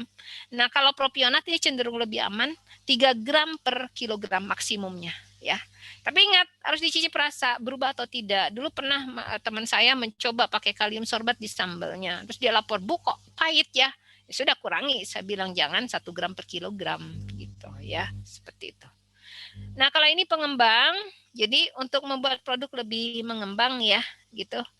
Jadi ini ya, kalau ini sih biasanya Bapak Ibu sudah pakai ya, untuk produk-produk seperti ini kan biasa pakai soda kue gitu kan ya. Ini soda kue itu natrium karbonat ya, atau baking powder. Baking powder itu adalah bikarbonat. Ini tidak ada batas maksimum CPPB, kecuali yang ini ya. Kalau ini kan jarang dipakai lah, natrium aluminium fosfat ya gitu. Jadi ini CPPB itu artinya tidak ada batas maksimum. Cuman ya, mungkin ini yang di toko ya, ini VX pengembang kue. Nah ini kadang-kadang ya susahnya kita nggak tahu ini jenisnya yang mana. Dia soda kue kah, karbonat kah, atau bikarbonat. Kalau bikarbonat itu baking powder biasanya. Kalau soda kue karbonat biasanya ya. Jadi ini. Nah, ini yang pakai soda kue, nah ini yang pakai baking powder. Jadi soda kue itu lebih bagus. Cuman kalau soda kue itu kan kalau kebanyakan nanti rasanya rasa bersabun, gitu, rasa sabun ya. Karena dia kuat sekali bereaksi dengan asam lemak berbentuk sabun. Seperti itu ya. Nah, jadi ini bedanya baking powder dengan soda kue gitu ya. Seperti itu. Nah, ini dipakai di apa? Misalnya di produk yang butuh mengembang lah, kerupuk misalnya ya, seperti itu. Nih, kerupuk. Nah, di cookies gitu ya. Nah, kalau di keripik itu bagaimana? Nah, keripik, nah kita bisa menggunakan ini apa namanya? Ketika direndam ya. Jadi direndam, kalau keripiknya itu direndam, tapi kalau keripik singkong kan biasanya dirajang langsung digoreng kan ya. Seperti itu. Jadi kita nggak bisa pakai ini. Oke. Nah, ini yang pengemulsi. Ini tujuannya mencegah supaya produk tidak memisah. Ya tadi produk memisah misalnya di susu kedelai atau di jus jambu biji itu seringkali memisah, kita menggunakan pengemulsi. Ya. Nah, pengemulsi yang aman lecitin dan monogliserida. Ini agak susah dapatnya. Mungkin yang gampang lecitin. Lecitin itu seperti ini ya. Ini lecitin. Ya. Jadi ini lecitin. Ini aman ya, karena tubuh kita juga kenal. Dinding sel kita itu adalah lecitin.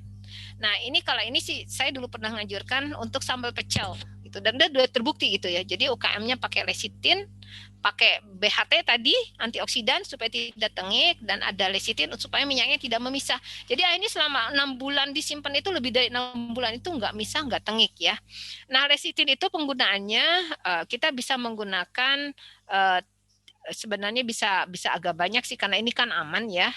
Mungkin saya sering menganjurkan 3 gram per liter gitu. Dan ini sudah dibuktikan oleh UKM yang produksi jus jambu biji dan ini sari kedelai gitu. Ada 2 UKM binaan saya di Surabaya produksi jus jambu biji dan sari kedelai. Karena jus jambu biji kalau lama-lama misah gitu kan, aja pakai lecitin. Lecitinnya di kapan? Jadi ketika dia sudah memblender, disaring, terus nanti dimasukkan terus diaduk gitu ya. Kalau bagus di blender lagi gitu ya, seperti itu. Jadi nilai lecitin termasuk sambal pecel, nambahkannya di mana nanti ketika diaduk gitu ya, mengaduk dengan bumbu seperti itu ya. Jadi ini. Nah, kemudian yang ini biasanya untuk kue ya, SP. Itu adalah pengemulsi. Jadi Bapak Ibu kalau pakai SP, di dalam label tuliskan pengemulsi atau TBM atau ovalet gitu ya, seperti itu. Nah, ada lagi nih. Ini biasanya kita butuhkan untuk membuat produk menjadi renyah atau menjadi empuk. Ya, jadi makanya perenyah atau pengempuk. Jadi softener itu pengempuk kan, ya. Nama dagangnya Emplex, ya, seperti ini. Ya, nah ini saya tahunya itu juga dari UKM ya, waktu saya kunjungi dia sampaikan, Bu saya di ini loh ada yang menganjurkan pakai Emplex ini, saya cek ya, oh ini adalah pengemulsi. Nah ini fungsinya adalah mengikat udara, jadi udara diikat masuk ke dalam adonan, jadi adonan itu lebih berongga, poros, sehingga kalau lebih berongga itu lebih renyah gitu. Jadi ini produk seperti apa yang dipakai, misalnya cookies ya, kue kering, atau Bapak Ibu punya stick pakai ini ya. Nah, ini biasanya digunakan ya sekitar 3 gram untuk 1 kilogram gitu ya. Jadi 0,3%. Jadi 3 gram untuk 1 kilogram ya ini yang Emplex ini. Nah, biasanya di toko itu dijualnya itu namanya perenyah gitu ya, perenyah seperti itu. Jadi untuk produk-produk yang kita menginginkan lebih renyah, misalnya kita buat keripik apa ya, keripik tempe gitu. Nah, di tepungnya campurkan gitu ya, campurnya, jadi itu lebih perenyah, walaupun memang nanti ada jenisnya sih, tepung-tepungan itu ada jenisnya juga ya. Ada yang tepung memang dibuat jadi dia lebih renyah, kita nggak nambahkan apa-apapun itu udah renyah gitu ya, ada jenisnya seperti itu. Nah ini mungkin kalau ini perlu dikenalkan dengan apa yang jualannya ya, kebetulan saya ada yang kenal juga, dia produksi tepung, misalnya ibu buat ayam crispy gitu ya, tepungnya itu khusus itu, jadi kalau disimpan lama di suhu ruang gitu ya, terbuka gitu, dia nggak melempem karena memang tepungnya itu diutak-atik tuh, sehingga tidak mudah ngikat air. Ingat ya, melempem atau tadi ya, melempem itu kan tidak renyah itu karena mengikat air gitu ya, seperti itu. Jadi ini yang Plex ya. Kemudian ada yang nanya, Bu saya produksi stick, dia pingin renyah karena tidak mau pakai telur, agak susah juga karena kuning telur itu juga pengaruh ke kerenyahan kan. Dia ada pengemulsinya di dalam kuning telur itu ya.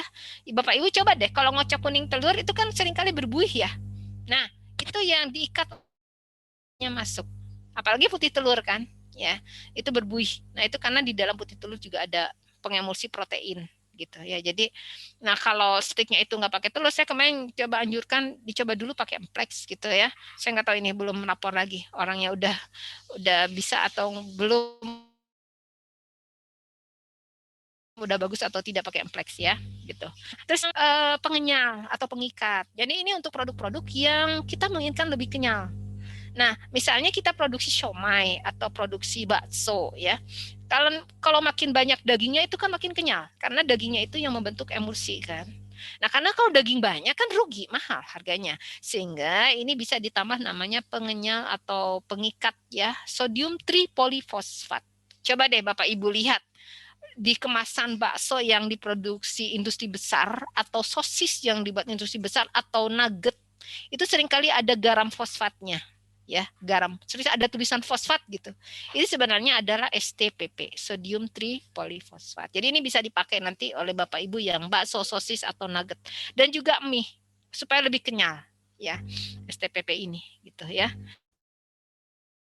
Ya untuk produk-produk yang kita butuhkan kental gitu, misalnya tadi buat sirup seperti tadi ya, jus jambu biji misalnya, itu saya sarankan Bu selain pakai lecithin untuk mencegah memisah juga menggunakan CMC. CMC itu membentuk kekentalan, jadi ada karboksimetil selulose, di sini nggak ada ya yang ini nih, jadi CMC ya, karboksimetil selulose gitu ya, CMC.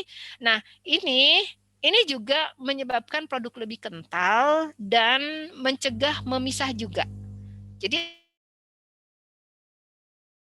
dua, akhirnya ya, jadi sampai lama di freezer itu dia taruhnya kan di freezer ya, itu tidak pecah. Seringkali kan kalau tanpa lecithin dan CMC itu pecah gitu ya.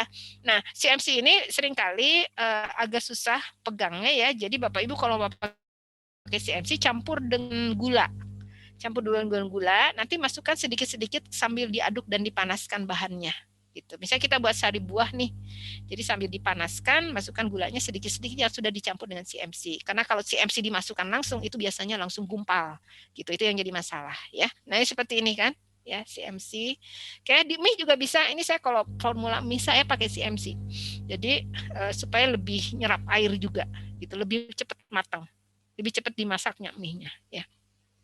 Ini jadi ini ya penggunaannya sudah ada gitu. Nah ini produk-produk yang biasa pakai ya, termasuk susu kedelai supaya lebih kental ya.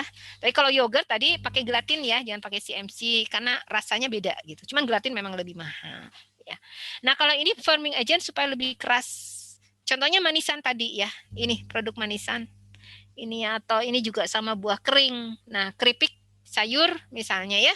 Nah, sayurnya itu ya supaya lebih renyah nanti direndam dulu menggunakan pengeras ya.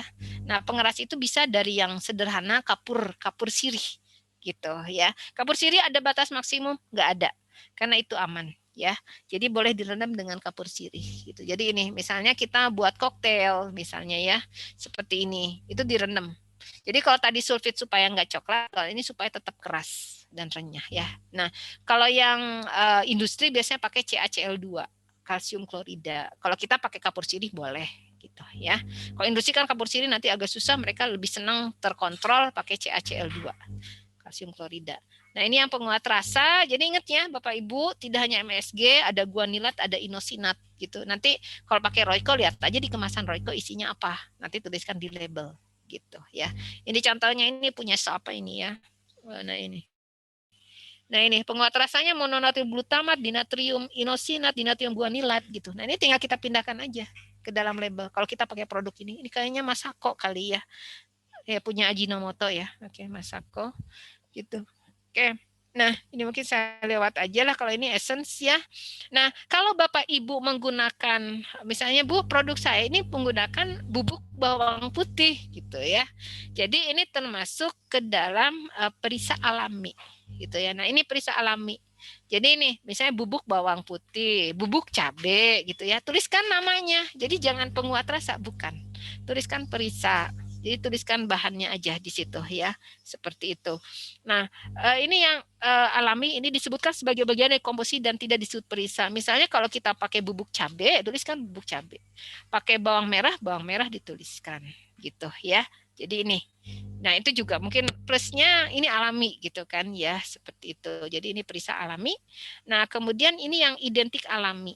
Jadi ini yang sintetik, yang essence itu ya. Jadi kalau ini tuliskan perisa gitu ya. Jadi jenisnya nggak usah, cukup perisa aja ya, kelompoknya saja. Nah ini yang pewarna. Jadi ada pewarna alami, ini alami ini ya. Jadi mungkin sekarang sudah mulai ngetren, cuman kita mungkin yang UKM tuh agak susah carinya. Yang hijau itu sebenarnya ada klorofilin gitu ya. Kalau industri besar beberapa sudah pakai. Contohnya yang saya tahu Minute Maid Pulpy Orange, misalnya dia pakai beta karotin gitu ya, pewarna alami. Di sini ada nggak ya? Nah ini karoten. Ya beta karotin ini yang dipakai di Minute Maid Pulpy ya. Saya bukan mempromosikan produk itu, tapi saya sering minum itu karena saya tahu itu alami, termasuk pewarna juga pakai beta karotin gitu. Nah kita di UKM agak susah nyari pewarna-pewarna alami begini gitu ya, seperti itu. Ini cenderung biasanya sudah stabil kalau sudah dijual komersial. Jadi sebenarnya bagus sih kalau Bapak Ibu misalnya produksi teh rosella gitu ya. Nah supaya tidak berubah warna jadi coklat, tambahkan vitamin C di dalam formulanya, asam askorbat. Nah, supaya warnanya tetap ungu, jadi gunakan antosianin ini. Gitu. Ini sudah distabilisasi ya. Cuman ya kita agak susah, saya juga nggak tahu. Ini Bu beli di mana, saya agak susah nyarinya ya. Seperti, tapi ini keuntungannya adalah alami ya. Nah, kalau yang anato ini yang merah, mungkin anato mana ya saya tunjukkan. Mana ya? Ada anato tadi ya, saya lupa. Ini anato ya, ini kuning, ini kuning, ini dijual online sudah ada itu anato. Anato itu pewarna dari buah ya, buah anato, tapi nggak ada di kita sih, gitu ya, seperti itu. Nah, ini yang biasa memerlukan pewarna. Nah, ini yang warna-warnanya, ini yang CI-nya gitu ya. Jadi kuning quinolin tuh kuning, tatazin itu warnanya kalau tidak salah dia tatazin yellow, kuning juga ya. Nah ini jadi ini warnanya ini kalau etrosin tuh merah, CI-nya itu dimasukkan. Nah ini ada ininya, ada warnanya ini yang awan merah ini apa gitu. Nah ini ya di sini ini CI-nya gitu, seperti itu. Nanti Bapak Ibu sebenarnya gampang aja sih beli pewarna itu yang memang sudah disebutkan jenisnya apa gitu ya. Nah ini batas maksimumnya gitu ya. Ini tergantung jenis itu karena di dalam aturan BPOM itu jenisnya itu sudah disebutkan. Saya kalau masukkan satu persatu nanti panjang gitu ya. Oke, saya kira itu ya Bapak Ibu. Mudah-mudahan panjang banget ya saya ceritanya. Mudah-mudahan masih ada cukup waktu nanti untuk diskusi ya. Saya lebih senang Bapak Ibu nanti menyampaikan apa masalahnya gitu ya. Sehingga saya mungkin nanti bisa bantu. Mungkin saya kembalikan kepada MC. Terima kasih. Wassalamualaikum warahmatullahi wabarakatuh. Ya, waalaikumsalam warahmatullahi wabarakatuh. Mohon maaf sebelumnya untuk MC saya ambil alih karena masih ada keperluan kantor yang lain. Ya, untuk selanjutnya bisa masuk untuk ke sesi tanya jawab. Silakan bagi yang ingin bertanya bisa menggunakan reaction untuk raise hand ya agar bisa saya unmute. Silakan, mungkin ada yang bertanya? Kayaknya ini Mbak ada banyak yang tanya di chat ya. Mungkin dibacakan aja ya. Kalau saya baca chat suka bingung. Oh gitu. Kayak udah banyak pertanyaan di chat ya. Bapak Ibu tadi udah nanya ya. Iya. Mungkin ini ada yang sudah raise hand dengan Mas Muhammad Rofiul. Silakan. Ya, terima kasih dari MC atas waktunya dan salam kenal dari kami Bu Kordi kepada Prof. Teti. Ada beberapa pertanyaan yang ingin saya sampaikan. Yang pertama, kebetulan dari saya mencoba untuk memproduksi apel instan dalam bentuk serbuk Bu. Tadi juga sudah dapat informasi mengenai pektin untuk mengurangi kecoklatan dan juga anti gempal dari silikon dioksida tadi. Nah, yang akan saya tanyakan, produk yang saya dapatkan itu karena mungkin banyak tambahan gula masih belum bisa jernih Bu. Dan juga ketika dilarutkan belum bisa larut secara sempurna seperti mungkin nutrisari dan sebagainya. Jadi kira-kira apakah ada alternatif bahan tambahan pangan ataupun ingredients yang saya bisa tambahkan? Terima kasih Prof. Teti. Ya, saya jawab langsung aja ya. Ya, silakan Ibu langsung. Ya. Cara buatnya gimana Mas untuk sari apel instannya?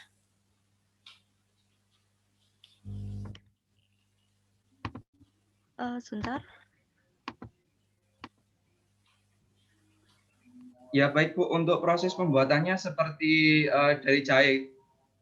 Karena kami masih coba-coba untuk proses pembuatannya. Ya, mungkin itu seringkali sulit ya karena tinggi pektin itu biasanya nggak susah keringnya kan ya. Ya, itu saya tahu ya. Jadi mungkin tapi kalau udah berhasil jadi bubuk itu kan tadi masalah larutnya susah ya. Larutnya susah. Nah, larut susah itu sebenarnya karena seringkali nggak semudah jahe instan ya. Itu saya sendiri pernah nyoba itu ya, karena ada pektin itu mengganggu. Ketika diaduk itu pektin itu membentuk gel. Nah, ketika lama-lama pektinnya itu menjadi kering, pektin ini yang menyebabkan sulit larut kan sebenarnya itu, ya kan. Jadi mungkin saya sarankan yang pertama cari apelnya itu apel yang matang, yang pektinnya itu rendah. Karena pektin itu banyak di buah yang setengah matang dan buah yang mentah. Jadi cari aja yang sudah overripe gitu ya, yang lewat matang karena kita ingin mengambilkan sarinya gitu ya. Nah, yang kedua, kalau itu sulit larut, mungkin nanti produknya kalau sudah jadi dicampur dengan maltodextrin. Ya, maltodextrin aman, nggak ada batas maksimum, malah digunakan di makanan bayi, bubur bayi itu pakai maltodextrin gitu ya. Banyak juga Bapak Ibu mungkin yang produksi kue kering ya, produk-produk biskuit yang industri besar itu juga pakai maltodextrin, jadinya renyah gitu ya. Nanti Masnya mungkin cari online aja ya, karena kita juga, saya kenal sih yang produsen, ada mahasiswa saya kerja di pabrik maltodextrin, cuman ya kan kita nggak bisa, kalau industri itu biasanya partainya besar gitu. Jadi mungkin coba dulu online aja, atau mungkin kalau ingin coba sedikit di itu Mas, di Makmur Sejati di dekat Gria Santa, SMP berapa itu? SMP 18 ya. Nah, daerah-daerah situ ya. Nanti mungkin saya kasih kontak nomor orangnya. Nanti Masnya WA saya aja. Nanti saya kasih nomor kontak, ada Mas Erik yang saya kenal gitu, nanti bisa ditanyakan, beli nyoba dulu kan, seperti itu. Tapi nah itu nanti dicampurkan, jangan ketika diaduk, kalau sudah jadi itu campurkan gitu ya. Jadi kalau saya campur maltodextrin itu kemudian nanti diaduk lagi, dikeringkan, karena maltodextrin juga fungsinya menyerap air gitu ya. Coba dulu itu, nanti Masnya coba, kalau ada masalah nanti boleh nanti konsultasi ke saya ya gitu. Itu ya. Sudah terjawab belum? Saya khawatir ada kelewat ya. Oke. Iya. Ini juga ada pertanyaan melalui chat Ibu, saya bacakan sedikit ya. untuk selai penambahan pektin takarannya berapa persen? Dan jika tidak memiliki mesin segel, apakah harus menambahkan BTP? Oke, ini ya, kalau pektin itu kan nggak ada batas maksimumnya. Karena kalau kita membuat selai, justru pektinnya itu yang banyaknya sebenarnya. Gitu ya. Jadi kalau Ibu misalnya pakai buahnya buah segar, ini Ibu atau Bapak nih Mbak? Namanya siapa Mbak. itu? Oh iya, oke ya. Jadi kalau misalnya buat ini ya. Oh, nggih. Jadi buat ini apa namanya, selainya misalnya selai apel ya kita buat gitu. Nah, supaya dia lebih mudah dioles, kita tambahkan pektin. Nah, pektinnya berapa banyak? Pektin itu sebenarnya nggak ada batas maksimum ya untuk penambahan. Tapi coba dulu, ini tergantung kondisinya. Kalau apelnya terlalu matang, itu kan tadi pektin berkurang tuh ya. Di buah sendiri ada pektin tuh ya. Jadi mbaknya nanti bisa nyoba cari aja buah yang matang biar aromanya kuat gitu ya, karena kalau buah setengah matang itu kan kurang kuat tuh ya. Jadi yang matang, tapi nanti di dalam untuk mendapatkan daya olesnya campurkan pektin. Pektinnya itu nanti bisa ditambahkan, coba dulu misalnya 10% ya, karena tergantung dari kematangan. Makanya mungkin Bapak Ibu saya sampaikan ya, Bapak Ibu sekali juga R&D sebenarnya. Kalau di industri besar itu satu departemen sendiri namanya Research and Development gitu ya. Jadi nyoba-nyoba gitu ya. Coba dulu mungkin 10% ya. Kalau kurang daya olesnya nanti ditambahkan lagi gitu ya. Jadi harus trial and error juga sih, harus coba-coba juga dulu juga ya gitu. Di ini ada kok, di Avia itu ada, saya lihat di Prima Rasa juga ada ya. Nanti bisa dibeli di situ gitu ya. Mungkin mudah-mudahan terjawab. Ya. Untuk selanjutnya dengan Mas Riza Agung Malang, silakan pertanyaannya. Ya, terima kasih atas kesempatannya. Ya, mohon izin Bu. Perkenalkan, saya Riza dari Malang. Saya kebetulan di jurusan kimia juga di UM. Saya masih semester 6. Nah, di sini saya bantu-bantu UMKM Bu. Ada beberapa UMKM di Malang, yaitu UMKM paguyuban penyandang disabilitas. Di sini mereka membuat beberapa produk. Ada produk keripik, sari buah, kayak gitu, terus frozen food. Nah, di sini saya sudah memakai anjuran peraturan BPOM yang nomor 11 tahun 2019 itu. Tapi di sini kayak saya masih kurang ilmu mungkin Bu ya. Di sini untuk penggunaan BTP lainnya. Sedangkan yang kami gunakan misalkan pengawet itu sesuai dengan takaran BPOM. Lah di situ masih dinilai belum awet kayak gitu. Sepertinya untuk sari buah lah seperti itu. Nah, di sini ini apakah ada panduan atau protokol gitu dari pemerintah atau dari akademisi? Nah, untuk pengolahan produk UMKM. Ya, terima kasih Bu. Ya, terima kasih Mas. Saya senang ya, semangat bantu disabilitas ya. Jadi ini mungkin PR juga Mbak dari Diskoperindak ya, karena materi kita itu belum lengkap. Jadi memang butuh materi tentang GMP namanya. Good Manufacturing Practices ya Mas. Nanti bisa di-download itu dari Kemenperin ya. Kemenperin peraturan Kemenperin nomor 2000 tahun 2011, saya lupa nomornya ya. Jadi ada GMP Good Manufacturing Practices, atau bahasa Indonesia itu cara-cara pengolahan pangan yang baik. Ya. Jadi memang ada syaratnya. Jadi saya sering kali menekankan BTP itu pilihan terakhir sebenarnya. Ya.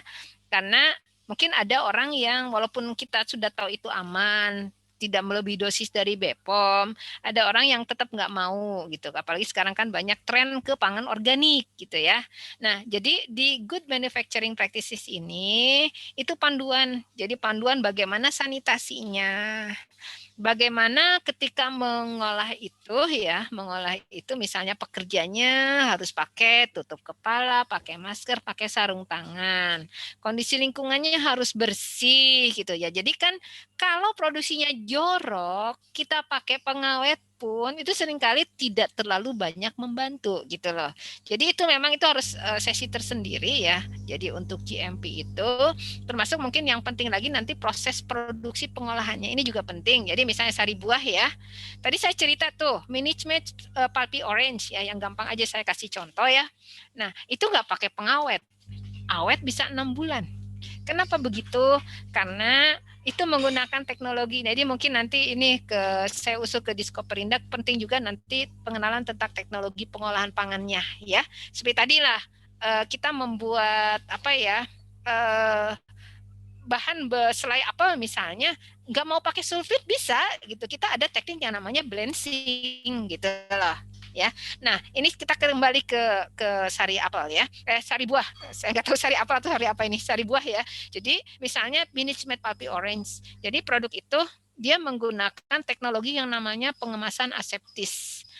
Jadi produknya itu disterilisasi dulu. Sterilisasi itu kalau kita bahasa awam gampang lah, dipanaskan gitu ya. Tujuan pemanasan itu mematikan mikroba. Jadi dipanaskan gitu ya. Jadi dia produk itu udah steril. Nah, kemudian kemasan itu juga harus steril.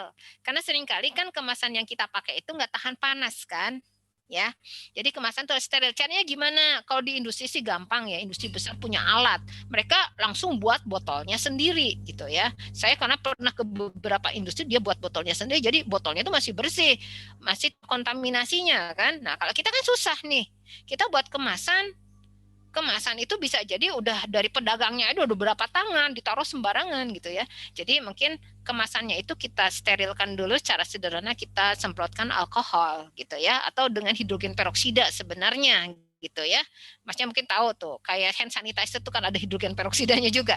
Fungsinya apa? Mematikan mikroba gitu kan. Boleh oleh pangan, boleh asal sudah dipastikan itu nguap.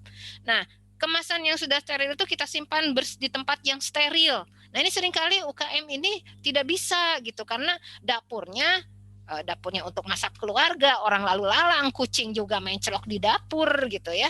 Nah, ini seringkali kita kan nggak bisa gitu ya. Jadi memang saya sering menyandarkan kalau enggak ya nanti ada tempat khusus lah, lemari yang sudah disterilkan, semprot aja dulu dengan hidrogen peroksida atau dengan hand sanitizer tuh kan ada tuh yang untuk permukaan ya. Nah, itu masukin kemasan yang sudah kita sterilkan. Nah, sekarang PR-nya adalah sari buahnya itu ya, itu harus juga steril. Jadi dia harus setelah kita panaskan gitu kan ya, panaskan. Nah, itu kalau kita mau ngemasnya kondisinya dingin gitu ya, berarti dia harus disimpan didinginkan pada kondisi tempat yang bersih juga. Nah, kemudian kalau dua-duanya berarti produknya sudah steril, kemasannya steril. Nah, sekarang PR-nya adalah ketika mengemas. Mengemas pun harus kondisi steril, makanya disebut aseptic packaging gitu ya. Jadi harus kondisinya lingkungannya bersih.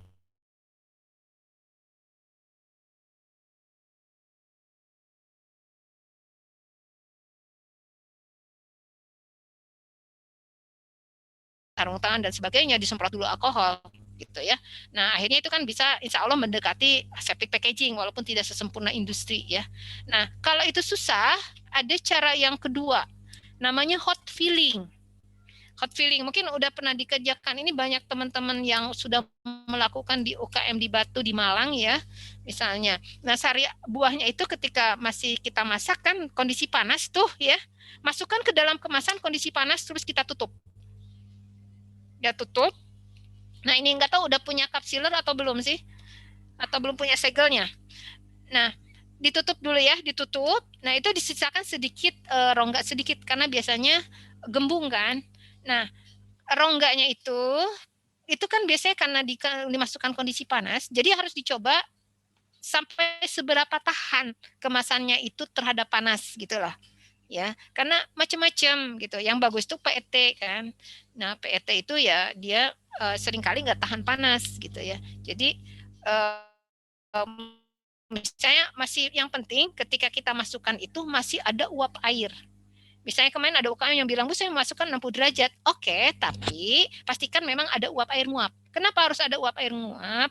Karena nanti ketika ditutup, uap air ini kan setelah dingin dia akan mengembun tuh, ya. Asalnya kan rongga itu penuh dengan uap air. Kemudian kita dinginkan dia akan mengembun. Jadi rongga itu vakum. Nah, mungkin Masnya tahu lah, mikroba itu kan butuh oksigen.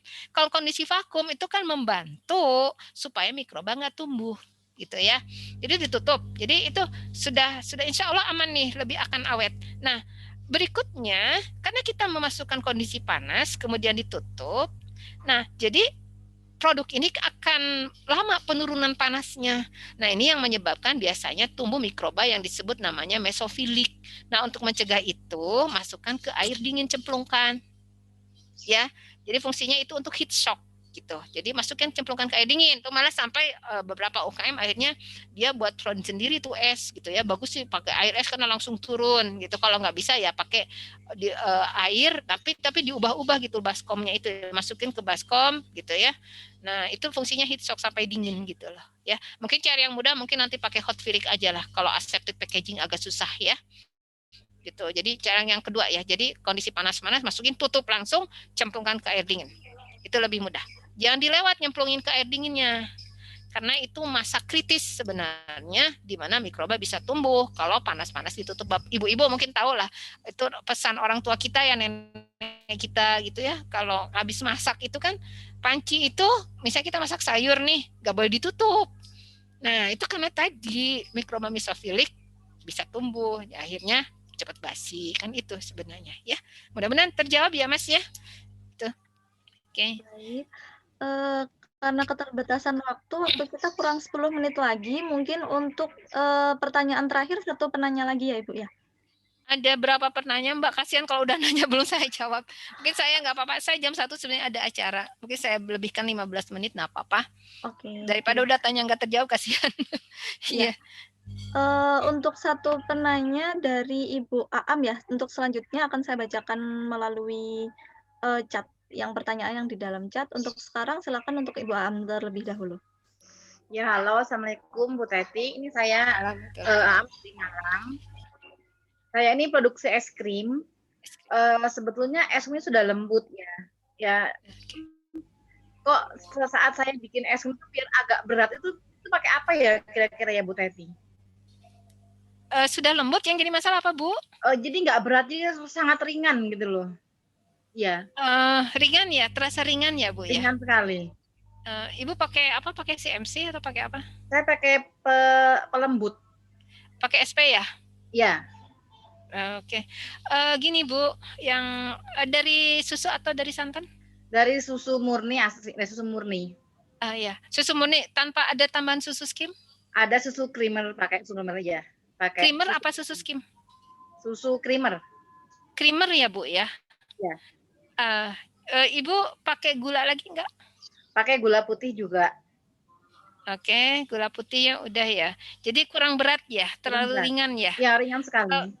SP-nya berapa banyak? Itu kayaknya SP-nya kelebihan. Sebenarnya SP-nya sedikit. Saya dari 3 liter tuh saya kasih 2 sendok SP. 2 sendok makan. Oh ya, 2 sendok makan tuh nggak tahu berapa gram ya Bu ya? Iya sih. Saya nggak di gram.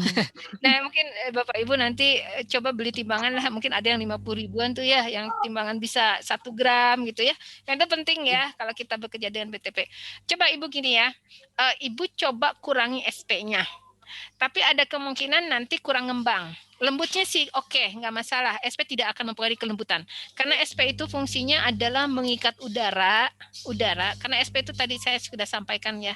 Jadi SP itu pengemulsi. Dia mengikat udara, dia masukkan ke dalam namanya ice cream mix-nya, campuran es krimnya itu Bu. Nah, kalau udaranya terlalu banyak, jadi rongganya banyak, es itu sangat mengembang. Jadi itu ringan gitu loh ya. Ibu coba pakai gelatin juga. Gelatin malah menambah berat Bu kalau gelatin. Gelatin untuk kelembutan. Gitu. Jangan dikurangi kalau gelatinnya. Gitu. Ini mungkin masalahnya di SP-nya aja. Jadi es krim Ibu tuh sangat mengembang gitu loh. Sehingga banyak udaranya jadi poros. Poros tuh berongga gitu loh Bu. Kalau berongga itu jadinya terasanya ringan gitu ya. Jadi itu coba dulu ya. Nanti kalau misalnya SP-nya ternyata masih bermasalah, nanti mungkin diotak-atik nanti formula yang lain yang menambah massa. Jadi namanya total solid ya. Jadi padatan terlarutnya itu yang kurang. Nah, padatan terlarut itu Ibu bisa nambahkan susu skim. Susu skim ya, Bu ya. Susu skim itu ya susu tanpa lemak. Tapi sebenarnya gini, es krim itu yang kualitas bagus itu yang lemaknya tinggi malah. Atau gitu. Ibu nambahkan susu full cream. Full creamnya ditambah lagi. Coba sekarang mungkin coba dulu SP dikurangi karena itu lebih murah daripada menambahkan full cream. Full cream kan biayanya lebih mahal. Iya. Ya kan? Ya, coba itu dulu. Itu kalau itu nggak berhasil berarti nanti tambahkan full creamnya. untuk nambah beratnya, gitu ya Bu ya. Ya, ya Bu. Artinya tetap dipakai ya Bu ya. Mau tanya lagi sekali lagi Bu boleh? Iya silakan. Saya juga kan produksi combring ini Bu ya, combring. Combring itu apa Bu? Combring itu makanan khas Sunda, combro garing gitu loh kepanjangannya tuh. Nah kan combring itu kan biar renyah itu berarti bisa ditambahkan tadi itu ya apa namanya? Kompleks. Nah itu dicampur langsung dengan singkongnya atau harus dilarutkan dulu? Dicampur dengan singkong dia kan bubuk kok Bu. Singkong gitu. Ketika diparut kan, setelah Ibu marut singkongnya, masukin ke adonan singkongnya. Oh gitu, ya. Ya, terima kasih. Jadi nanti akan membentuk rongga kan. Ya, terima kasih Bu Teti. Ya, sama-sama. Ya, untuk pertanyaan selanjutnya ini melalui chat Ibu langsung silakan saya bacakan aja ya. Ya. Masih ada 10 pertanyaan ini yang di chat, salah satunya untuk produksi kunyit instan itu kan agar tidak menggumpal diberi silikon gel. Untuk silikon gelnya itu kira-kira diletakkan di mana? Ya, silika gel ya. Jadi letakkan aja di atas bagian atas. Kan masukin ke dalam kemasan, di kemasan yang bagian rongganya itu taruh silika gelnya. Silika gel nggak akan bercampur karena kan dia dikemas juga kan, ya. Ya, ada pelindungnya dari plastik, dari kertas biasanya. Ya. Jangan lupa dipanaskan dulu di oven sebelum dipakai ya. Kalau udah di oven mungkin masukin aja ke dalam toples yang tertutup Tupperware misalnya supaya udara nggak masuk gitu. Iya. Itu untuk pertanyaan dari Burwati Ningsi sudah terjawab. Oke, untuk selanjutnya dari Pak Winarno. Untuk produksinya prol tape tidak perlu pengawet karena selama ini tidak menggunakan pengawet, tapi ketahanannya hanya sampai 5-7 hari, setelah itu muncul jamur. Nah, itu bagaimana solusinya Ibu kalau untuk prol tape? Kalau prol tape itu sebenarnya, nah ini mungkin pakainya kalium sorbat ya, karena kan biasanya bergas kalau prol tape, pengalaman saya gitu ya. Jadi seringkali juga bergas, bau alkohol gitu ya, dan jamur di bagian atas. Jadi pakai kalium sorbat, jangan kalsium propionat, tapi kalium sorbat. Dosis penggunaannya paling banyak 1 gram untuk 1 kilogram bahan. Gitu ya. Jadi itu dosis paling banyak yang digunakannya ya Bapak Ibu ya. Bu, Pak siapa ya tadi ya. Jadi itu coba dulu ya. Pak Winarno. Sekaligus ya apapun produk kita ya, kondisi kebersihan itu tetap harus dijaga.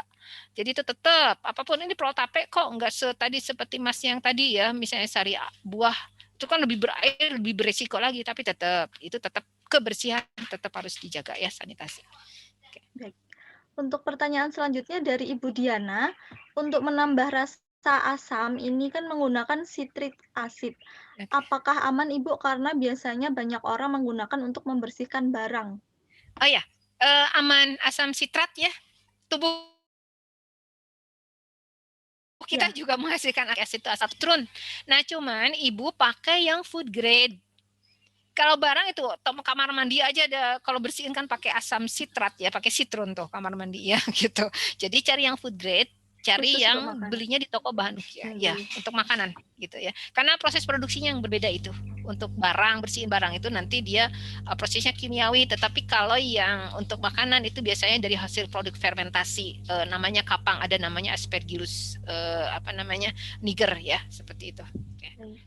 Terima kasih Ibu. Untuk selanjutnya dari Pak Mukhlis, ini produksinya nugget ayam. Mohon arahan dan bimbingannya untuk penggunaan ISP dan untuk mendapatkannya atau belinya di mana kira-kira Ibu? Iya, jadi gini Pak Mukhlis ya, ISP ini mungkin nanti harus ada tambahan tentang ingredient pangan Mbak ya, materinya ya, karena kita kan bicara tentang bahan tambahan pangan yang kecil ya. Nah, kalau ini seperti tadi maltodextrin itu ingredients ya. Nah, jadi ISP mungkin mungkin beli online ada Pak. Saya pernah searching karena kebetulan saya ngajar materi ini juga ya. Di kuliah juga saya ngajar. Nah, jadi untuk ISP itu Pak, kalau cara buatnya ya nanti penambahannya itu ya atau 30 gram per kilogram itunya ISP-nya ya.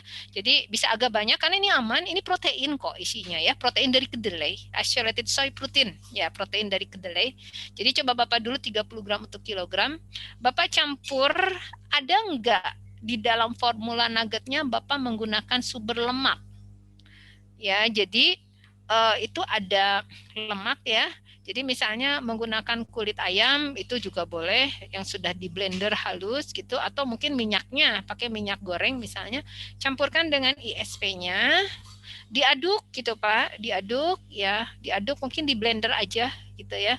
Nah itu sudah tercampur halus. Nah kemudian masukkan ke dalam ayam yang sudah kita giling. Nah kemudian dicampur lagi gitu ya, seperti itu. Jadi memang harus diinikan.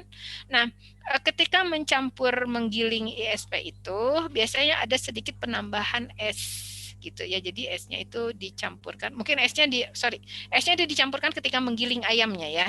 Jadi menggiling ayam itu sebenarnya harusnya dalam kondisi beku, ayamnya mungkin masih dingin ya, atau dicampurkan serpihan es sedikit. Nah, jangan terlalu banyak karena nanti itu menambah jadi nambah air juga. Nah, kemudian baru nanti campurkan ISP emulsinya itu tadi. Jadi ISP yang sudah dicampur dengan minyak. Gitu ya. Jadi ada tambahan minyak sekarang. Nah, kalau industri besar makanya coba lihat di ingredientnya nugget ya. Seringkali di situ ada minyak nabatinya juga, vegetable oil kan itu tadi. Dia diemulsikan dulu ISP-nya. Mungkin coba itu dulu, Pak. Ya. Jadi fungsinya tadi nanti supaya nuggetnya itu lebih renyah, dia akan membentuk rongga itu ya, dan juga tidak mudah kering ketika di freezer gitu ya. Terima kasih Ibu. Untuk selanjutnya ini pertanyaan dari Pak Reski. Kalau untuk produk coklat kira-kira pengawetnya apa ya Ibu? Coklat ya, Bapak buat coklat pralin ya.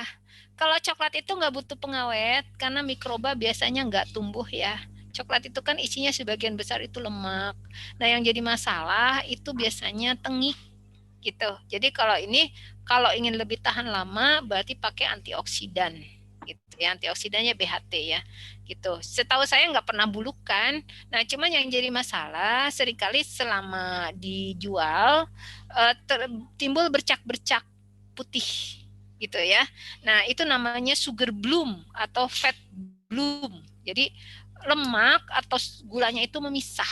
Nah ini biasanya akibat kurangnya pengemulsi. Nah, oleh karena itu mungkin Bapak tambahkan ketika coklatnya itu dilelehkan, ya kan biasanya dari cooking coklat tuh ya. Tambahkan selain BHT untuk supaya tidak tengik, tambahkan lecithin kedelai ya. Lecithin kedelai gunakan mungkin sekitar 3% ya. Bisa sebenarnya 1% juga boleh sih. Jadi 1 gram 3 gram aja deh. 3 gram untuk 1 kilogram ya. Tadi lecithin itu yang cair itu ya. Itu kental itu ya. Mungkin 3 gram per kilogram coba dulu gitu ya, seperti itu. Kira-kira masih tersisa berapa lama Ibu untuk waktunya? Mungkin nanti saya setelah ini kan jam berapa sih sekarang?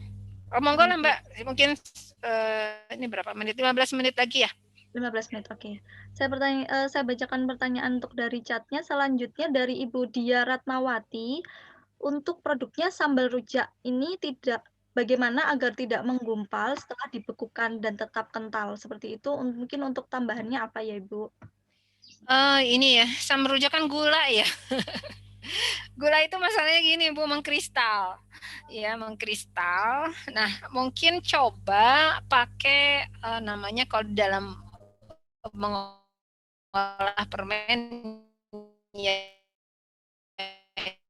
itu jadi itu di Avia atau di Prima Rasa ya, saya taunya itu aja, saya nggak pernah ke toko yang lain soalnya. Jadi ada glukosa cair yang kental-kental itu Bu, tambahkan aja mungkin itu aman ya, berapapun dipakai boleh ya. Nah itu fungsinya apa, supaya tidak mengkristal aja, tidak menggumpal gitu ya. Kalau itu nanti akhirnya jika gula merah kan ya kalau di freezer ya gitu. Jadi coba tambah glukosa cair ya Bu ya. Ada kok glukosa cair itu yang kental banget, itu agak susah itu penanganannya ya. Kalau berapa jumlahnya itu secukupnya aja. Ibu coba-coba dulu aja karena itu nggak ada batas maksimum. Coba dulu misalnya biasa satu resep misalnya untuk 1 kilo, coba dulu misalnya sekitar 50 gram misalnya, coba dulu ya seperti itu, atau 50 mili gitu ya. Untuk selanjutnya dari Ibu Yuswati, untuk perenyah stik ini kan pakai Emplex ya Bu ya, dengan dosis 3 gram per 1 kilo. 1 kilo yang dimaksud itu 1 kilo tepung atau total dari berat bahan yang sudah siap diolah? Total berat bahan sebenarnya, iya. Tapi kalau Ibu susah ngitungnya kan ada telur, ada yang lain, per tepung juga nggak apa-apa, karena amplek cenderung aman kok, nggak masalah. Kalau susah ya ini kan ngitung telurnya berapa gitu. Kadang-kadang kita telur kan ukurannya butir gitu kan, nggak pernah di kilo ya gitu. Kalau bagus sih per total bahan gitu ya. Tapi kalau ibu bingung ya sudah per kilogram tepung juga nggak masalah. Itu dosisnya itu yang saya sampaikan itu masih rendah, lebih rendah dari maksimum kok ya. Mungkin itu. Oke.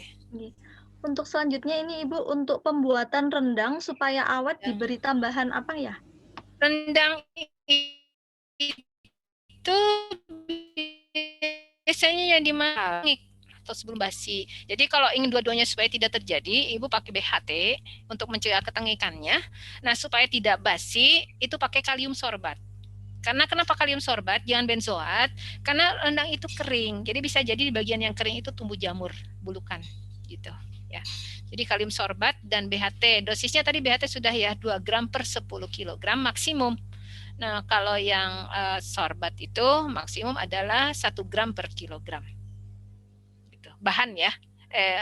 Rendang yang sudah jadi ya. Gitu. Ini saya rangkum untuk beberapa pertanyaan, ada yang mengenai jamu Ibu. Jadi mungkin bagi yang menanyakan tentang jamu, beberapa pertanyaan ini saya rangkum menjadi satu. Untuk produksi minuman jamu tradisional ini, untuk lebih tahan lamanya, tapi untuk mempertahankan kealamiannya dan kemurniannya itu, untuk bahan tambahan pangannya kira-kira bisa dijelaskan apa Ibu? Ya sebenarnya kalau itu tetap alami ya, kita cuma menambahkan pengawet aja sih. Kalau jamu ya pengawetnya natrium benzoat gitu ya, dengan dosis paling banyak 6 gram per kilogram itu. Tapi coba nanti dicoba, ada rasa nggak enak nggak gitu ya.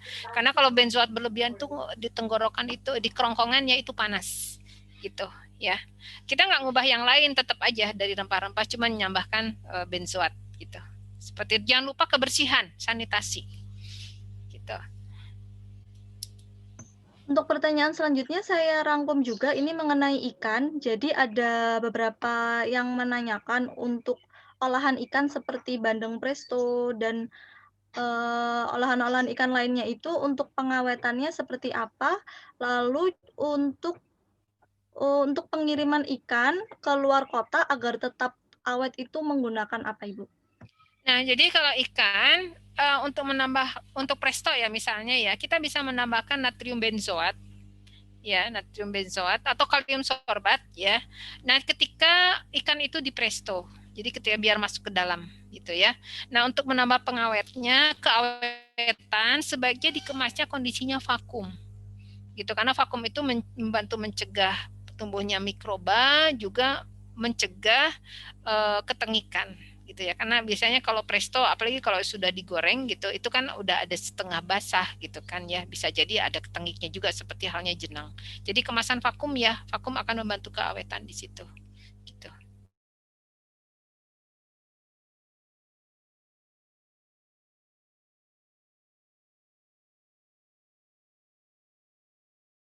Asinan buah, 1 liter air itu untuk asam sorbatnya perbandingannya berapa?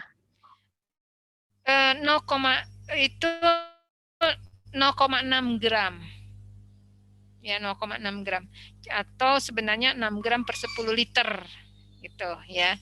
Buat 5 liter berarti 3 gram per 5 liter gitu lah ya. Seperti itu. Mungkin untuk pertanyaannya semua sudah saya bacakan ya. Jika ada pertanyaan lebih lanjut atau terlewat, mungkin nanti bisa saya share untuk materinya agar bisa lebih didalami dan dipelajari, karena sepertinya semua pertanyaan sudah ada di materi, tinggal lebih dipahami dan dicari tahu lebih lanjut terkait produk masing-masing, seperti itu. Mungkin cukup ya Ibu untuk hari ini sesi klinik kita bersama Ibu Profesor Teti Estiasi. Terima kasih banyak atas waktunya. Terima kasih juga untuk rekan-rekan sekalian yang telah berpartisipasi dalam acara klinik online hari ini. Mungkin untuk selanjutnya jika ada pertanyaan lebih lanjut, apakah boleh menghubungi Ibu Teti, Bu? Silakan lewat WA ya. Kayaknya di materi itu ada nomor HP saya. Ya, jangan usah telepon ya.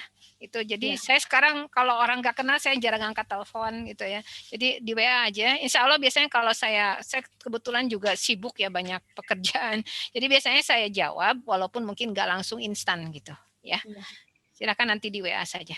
Baik, terima kasih banyak Ibu untuk waktunya yang telah membantu para UKM Kota Malang dan membantu dinas untuk terkait